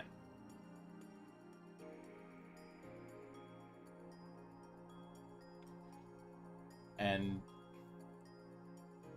at the same time, Miri's spells are Battle Song at level 5, Divine Armor at level 7, Divine Weapon at level 7, and that's it. So, unlike what we got in 2.0, the god-specific spells are kind of all over the place in terms of when you get them. In 2.0, this was standardized.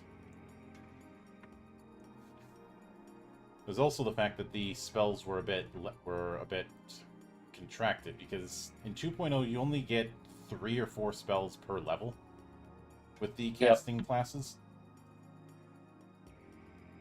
And hello there, Brian. Welcome to the party. I just there are a lot of, well, it's very much that 1.0 was a very nice and complete game, and they said, well, how can we take it and improve it further? They took an 8 and elevated it to a 9 with the iteration. Mm-hmm. But I should note that there are also spells that are referred to as common runes. These would be equivalent to cantrips. Yep. These spells you can purchase with gamels, though they all cost, and using them does require mental power. But each of them costs 3,000 gamels and takes up 3 mental powers. And when I say cantrips, it's due to the fact that they're pretty minor spells. Things like Enchant Weapon is one, Counterspell is one.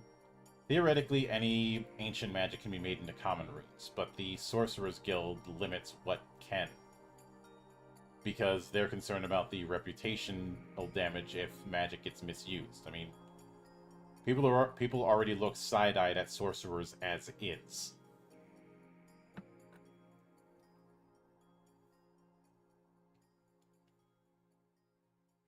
But the advantage with common runes, as long as you say the word, you can use them, so it doesn't matter if you can't use your hands or if you're wearing metal armor. However, the mental power consumed is set.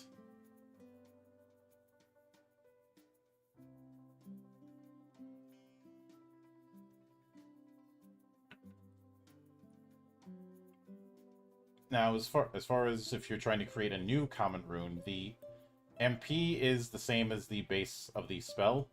The price is MP times 1,000 gamels, which is probably why nobody's made a rune of teleportation.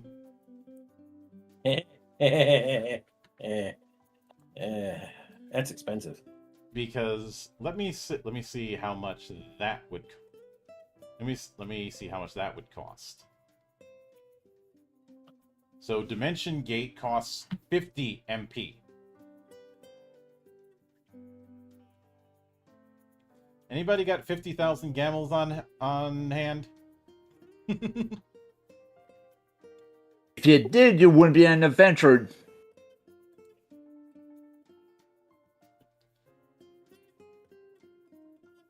Now, in addition to that, there is also spell songs.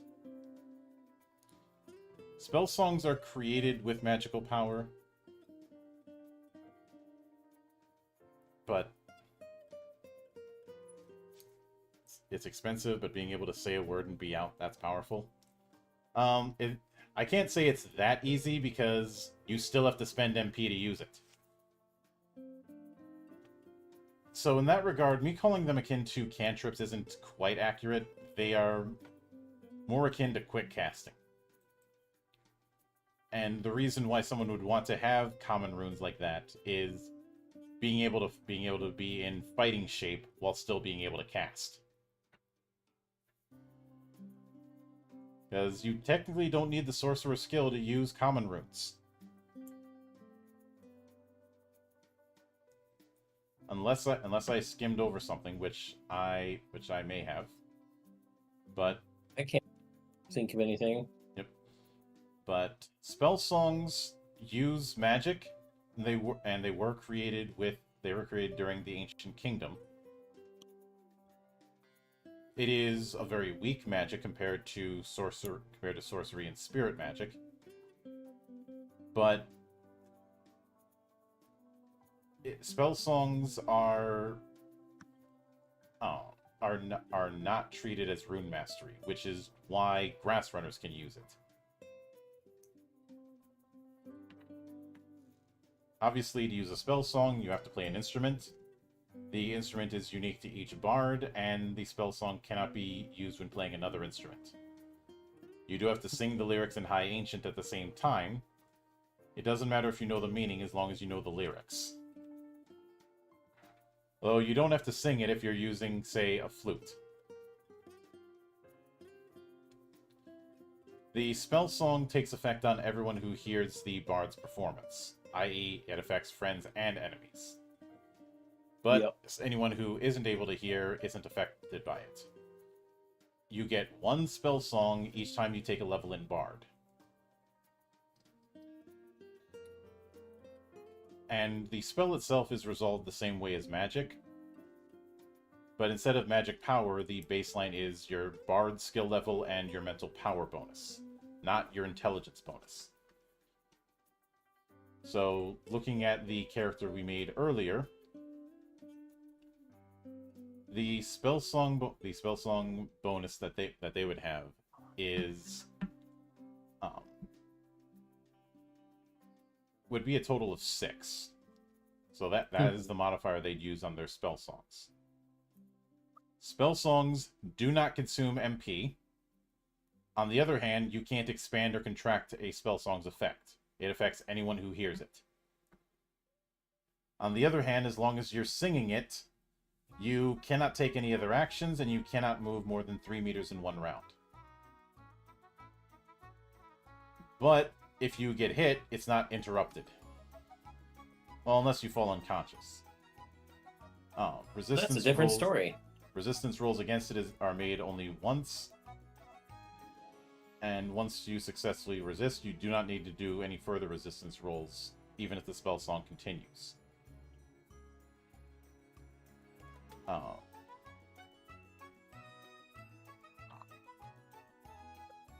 Let's see. Some spells have the mind tag, which just means they work the same way as mind magic.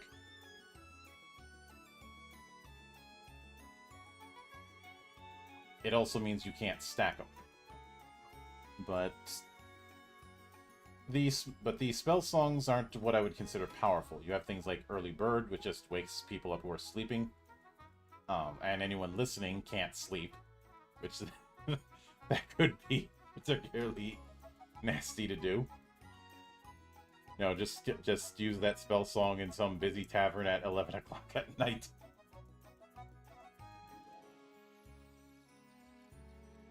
So, nope. If I can't sleep, you don't sleep. You know, you could always just knock them out and everyone would be able to sleep. Or sing, where anyone who hears it starts singing the same lyrics. But it can't affect creatures who don't sing. Same with dance. Of course, we have charm, which does what you think it does. You have things like healing, which, if you listen to it for 1 hour, you recover 1 HP.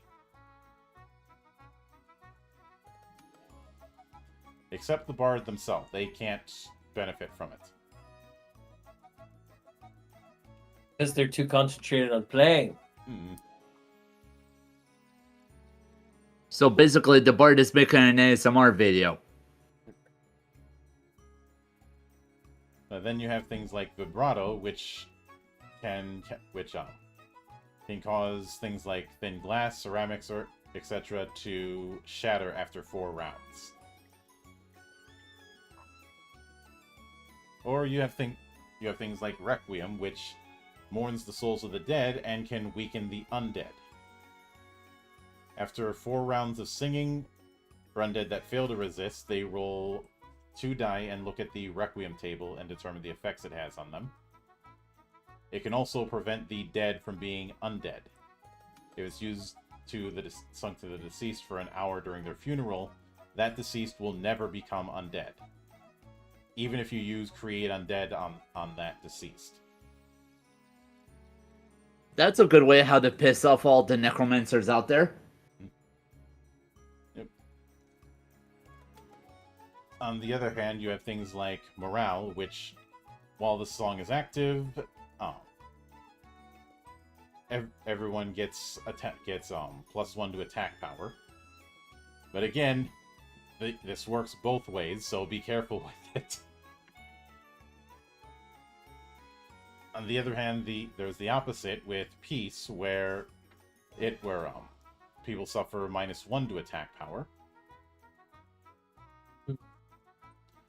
And as far as Requiem, the effects are Snake Eyes, no effect. 3 to 4, they are slowed and get -1 to attack and evasion.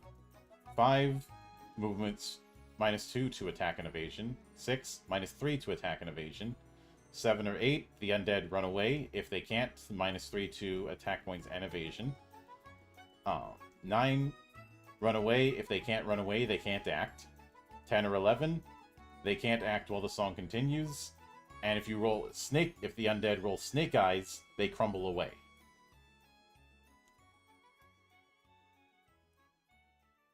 Oh god, it's effectively turn undead just with the extra effects. Mm-hmm. So, Spell Song isn't as flashy or as powerful as traditional magic, but it clearly has its uses. Though comparing 1.0 Bard to 2.0 Bard, a lot changed between the two.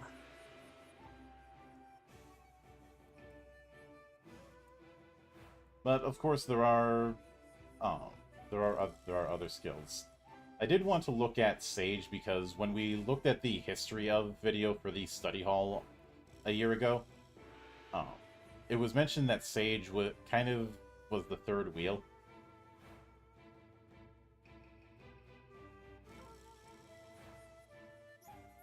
And I can understand why when it comes to what you can do with the Sage here.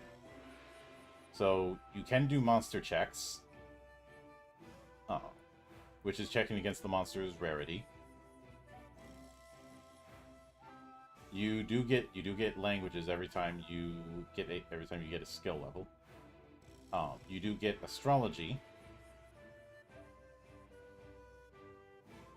you also can roll for knowledge, as well as researching something and appraising treasure and appraising medicines.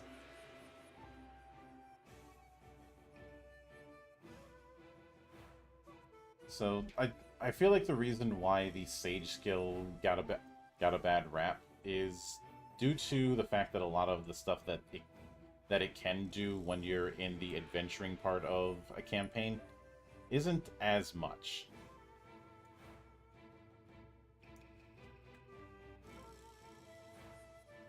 And one of the big things is that monster knowledge checks for Sage in 1.0 just tell you what the monster is. In 2.0, you can get the whole what the monster is, but if you roll high enough, you can expose its weak points.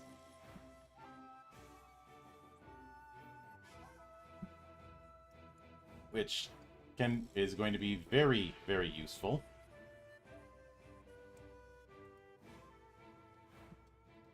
But the weak point thing is something that wasn't in 1.0.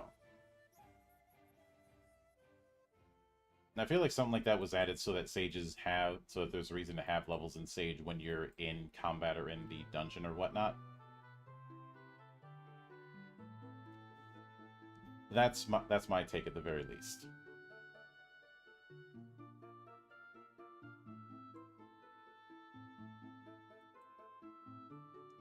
Also, why is for whatever reason the wiki for Sword World 2.5 that I'm looking up for something is really, really slow. I don't know, maybe they're having server issues. Talking about? Say again? Are you talking about the stream? No, I was looking up I wanted to look something up for the Sage in 2.5.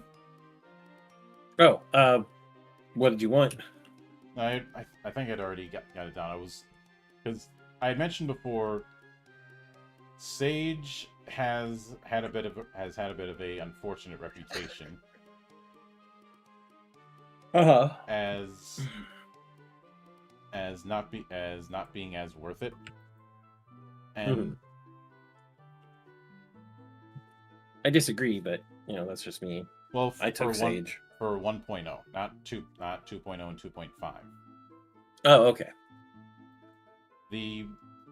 I think the big reason for that is a lot of the Sword World is very much about going into ruins and discovering lost treasures and artifacts. And yeah. Because of that, a lot of the checks don't have a whole lot of stuff to work with, and the knowledge check is far too broad in its description. Whereas you didn't have things like the skill packages in 1.0 yet.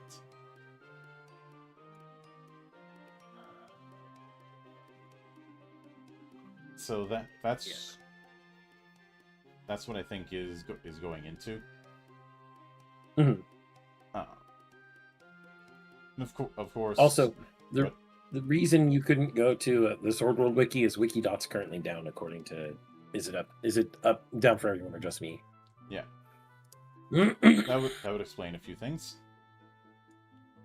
But there are also general skills. These ones don't affect your adventurer level, and getting adventurer skills getting general skills is decided on a contextual basis.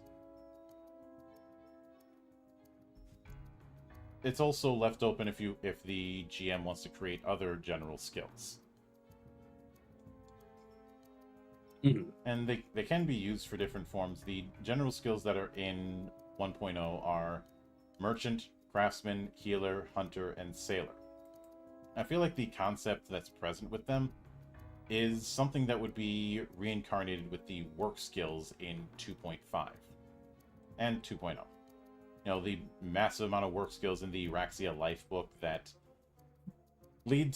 are very much mastered by kobolds, because work skills ignore the level cap that kobolds have to deal with.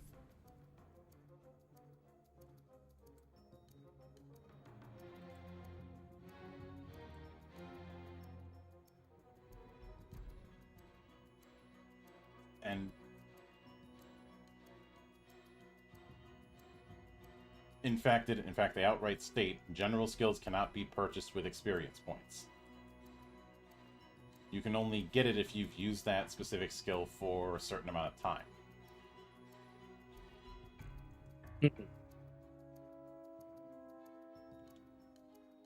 But it's ultimately left up to the GM, which I think makes sense in this kind of case, because you should be getting experience points from adventuring. It is worth noting you can increase your ability scores through experience points. However, it is going to be expensive to do it. To increase a dexterity, agility, intelligence, or strength by 1, you need 3,000 XP. Non-human needs 5,000 XP. To increase life force and mental power, it's half. So it's easy to increase your HP and MP. The rest, that's going to be pricey. But I did notice that one thing that isn't here that was in 2.0 is the growth table. You know, where at the end of adventures you roll 2d6, pick one of them, and increase that ability score by 1. Yep.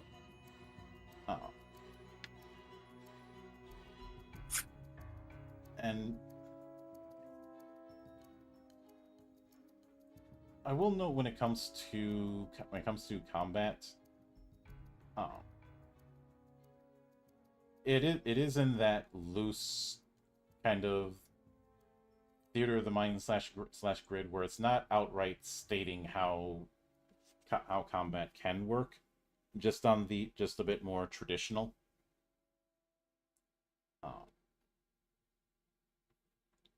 However, you don't roll initiative. It's determined by agility scores.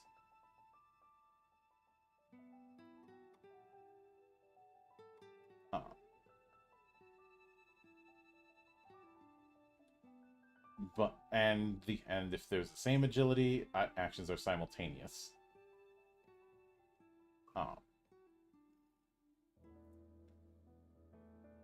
And when it comes to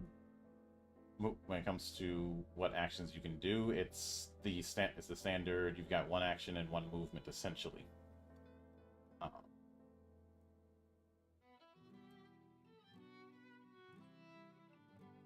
That being said, announcing actions is group based, so there's a bit of AD&D in that, but not entirely. There was a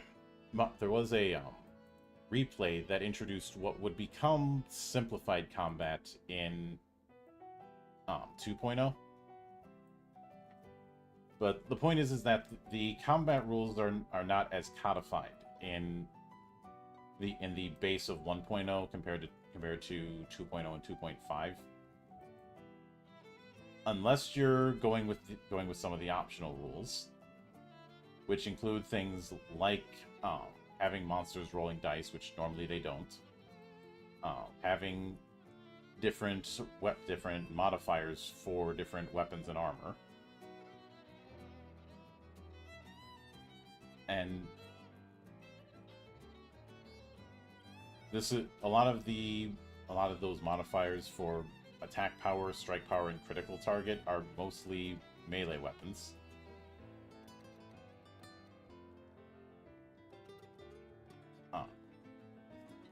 Although crossbow has a +10 to strike power and a critical target of 10, but 11 against metal armor.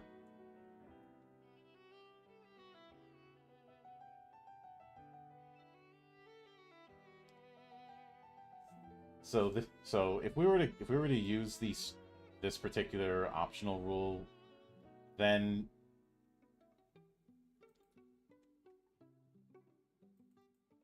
the strike power would be 15 instead of 10.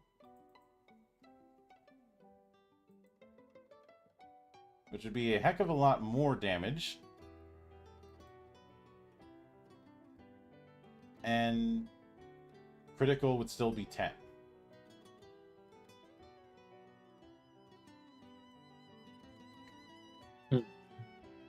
Is there a downside to that?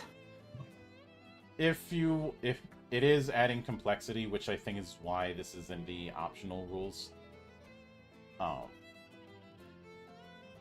And there's also the optional rule of when you're using this weapon modifier, how often you can fire a projectile. With a crossbow, you can only shoot it every other round. If you've got a quarrel in advance, your first shot will not take long. Whereas throwing weapons can be thrown every round if they're kept ready in a place that's easy to reach. A bow can be fired every round if you've got arrows.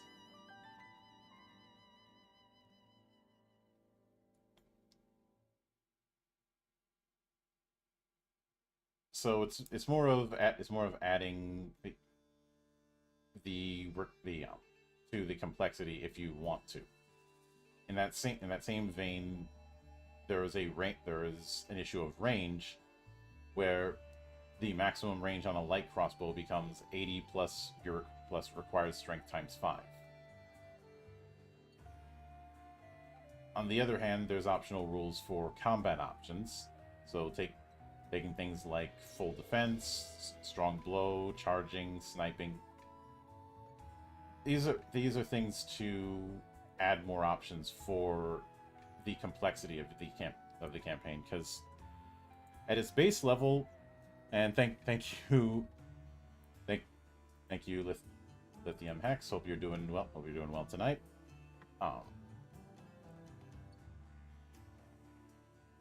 The core rules of Sword World are pretty simple. The optional rules here are there for if you want to make them a little less simple.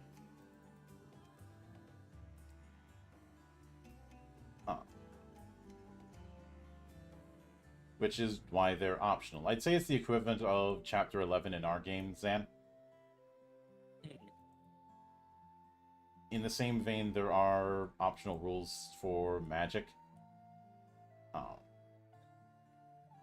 So one of them being the concept of lost spells, i.e., obtaining sorcerer spells that were lost to history.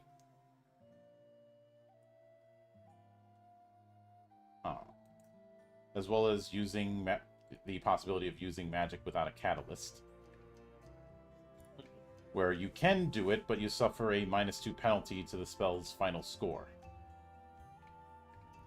And if you roll a 3 or 4, you fail as if you rolled Snake Eyes.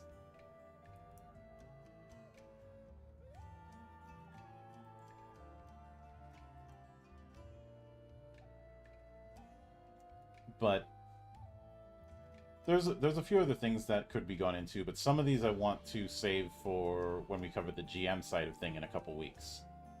Yeah. But based on all of that, what do you guys think of the way character creation works, the way the core mechanics work, and so on, and even the way magic works when it comes to Sword World 1.0?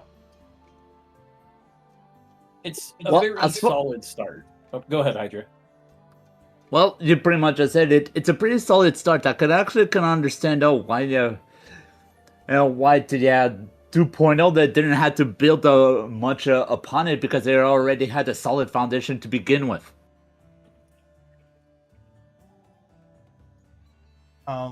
There were multiple reasons why 2.0 was needed. Chief among them was the environment at the time. That's been covered by the Guided by Cardia videos. But also, I guess there was the feeling that they had done everything that could be done with the approach they were taking with Sword World, and their attempts to keep up during the card game boom weren't exactly sticking. So they were coming close. they're coming close to the 20th anniversary of Sword World as well. And Japan loves doing stuff for anniversaries in multiples of 5. We've seen that plenty of times. Just a nice round number. Mm-hmm.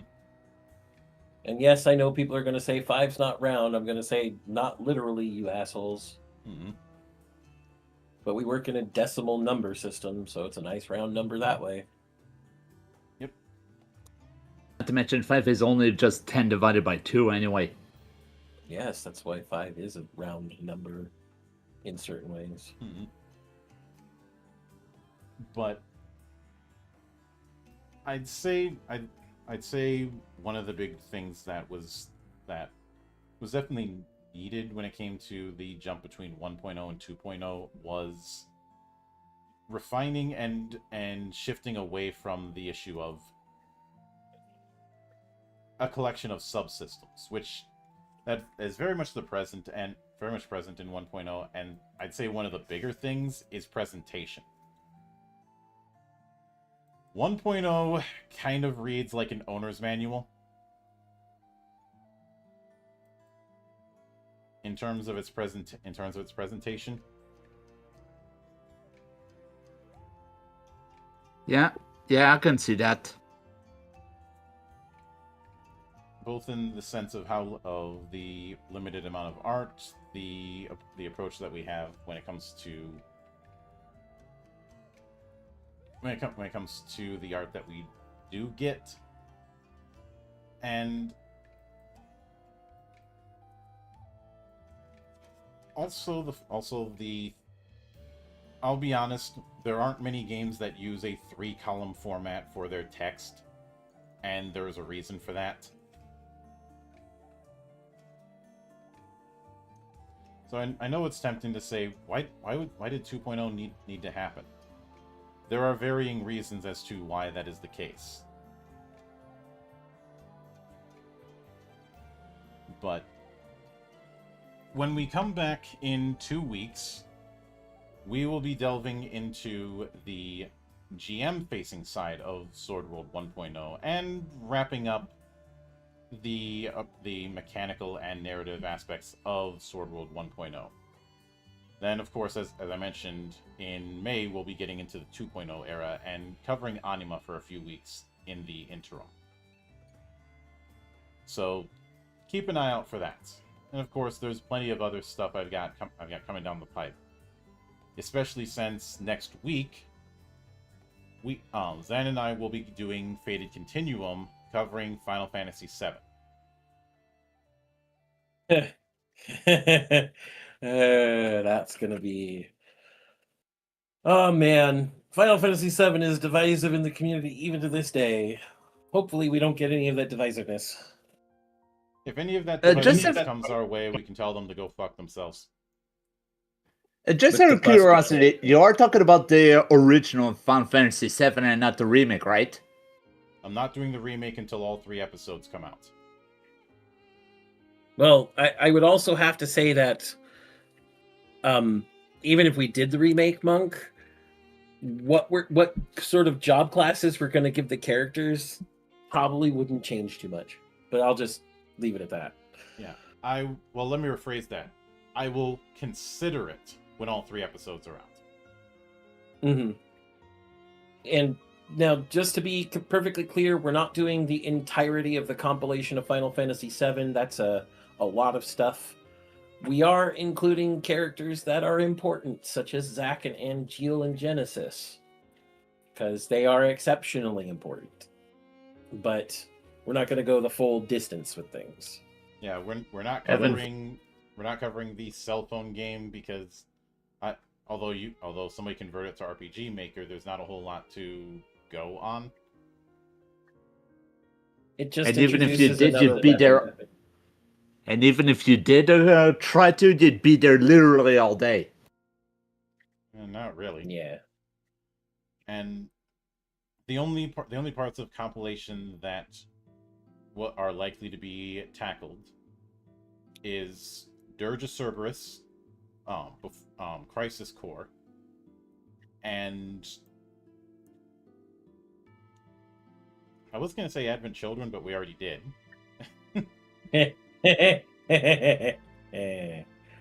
Yeah, we don't need to do AC again. Mm-hmm.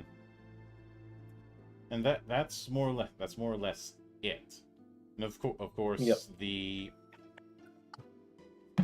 Of course, the OG game on the PS2 will also be covered. We will not be using the materia system that I have because it's for what we do in these assessments. It's not compatible.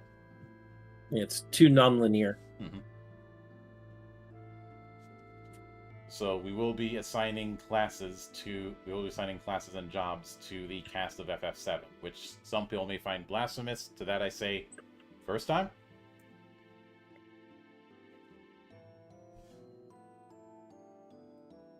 Because you must be new here. But you must be new here. Also, I will note, on the 27th, so 1 week from Saturday, we will be doing the triumphant return of the Hangover shit show. Because, oh boy, for those of you who thought I was going to do the VGAs, not the TGA. TGA. Why am I thinking VGA? Because that's what it was called for. I don't know. TGA. And Brian says if there's more than 13 creatures on the field, it just costs 1 red. Blasphemous Act? Why are we quoting Blasphemous Act? Why indeed. But At least I think it was Blasphemous Act. But what we will be covering is some of the games that were discussed upcoming around the time of the Game Awards, because that's what we do around here. And unlike some of the people on Blue Sky, I don't do this to try and do some dunk on Keeley. I could care less about him.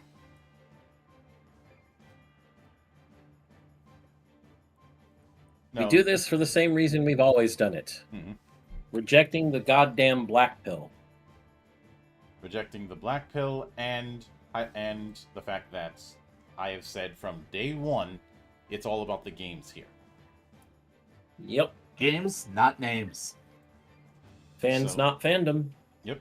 So, with that said, Zan, would you mind signing us off? Of course. We hope you've enjoyed this time reading through this war journal, our record of Swordforged Worlds. May your adventures be glorious and your treasures myriad. Stay frosty. Have a good night, everyone.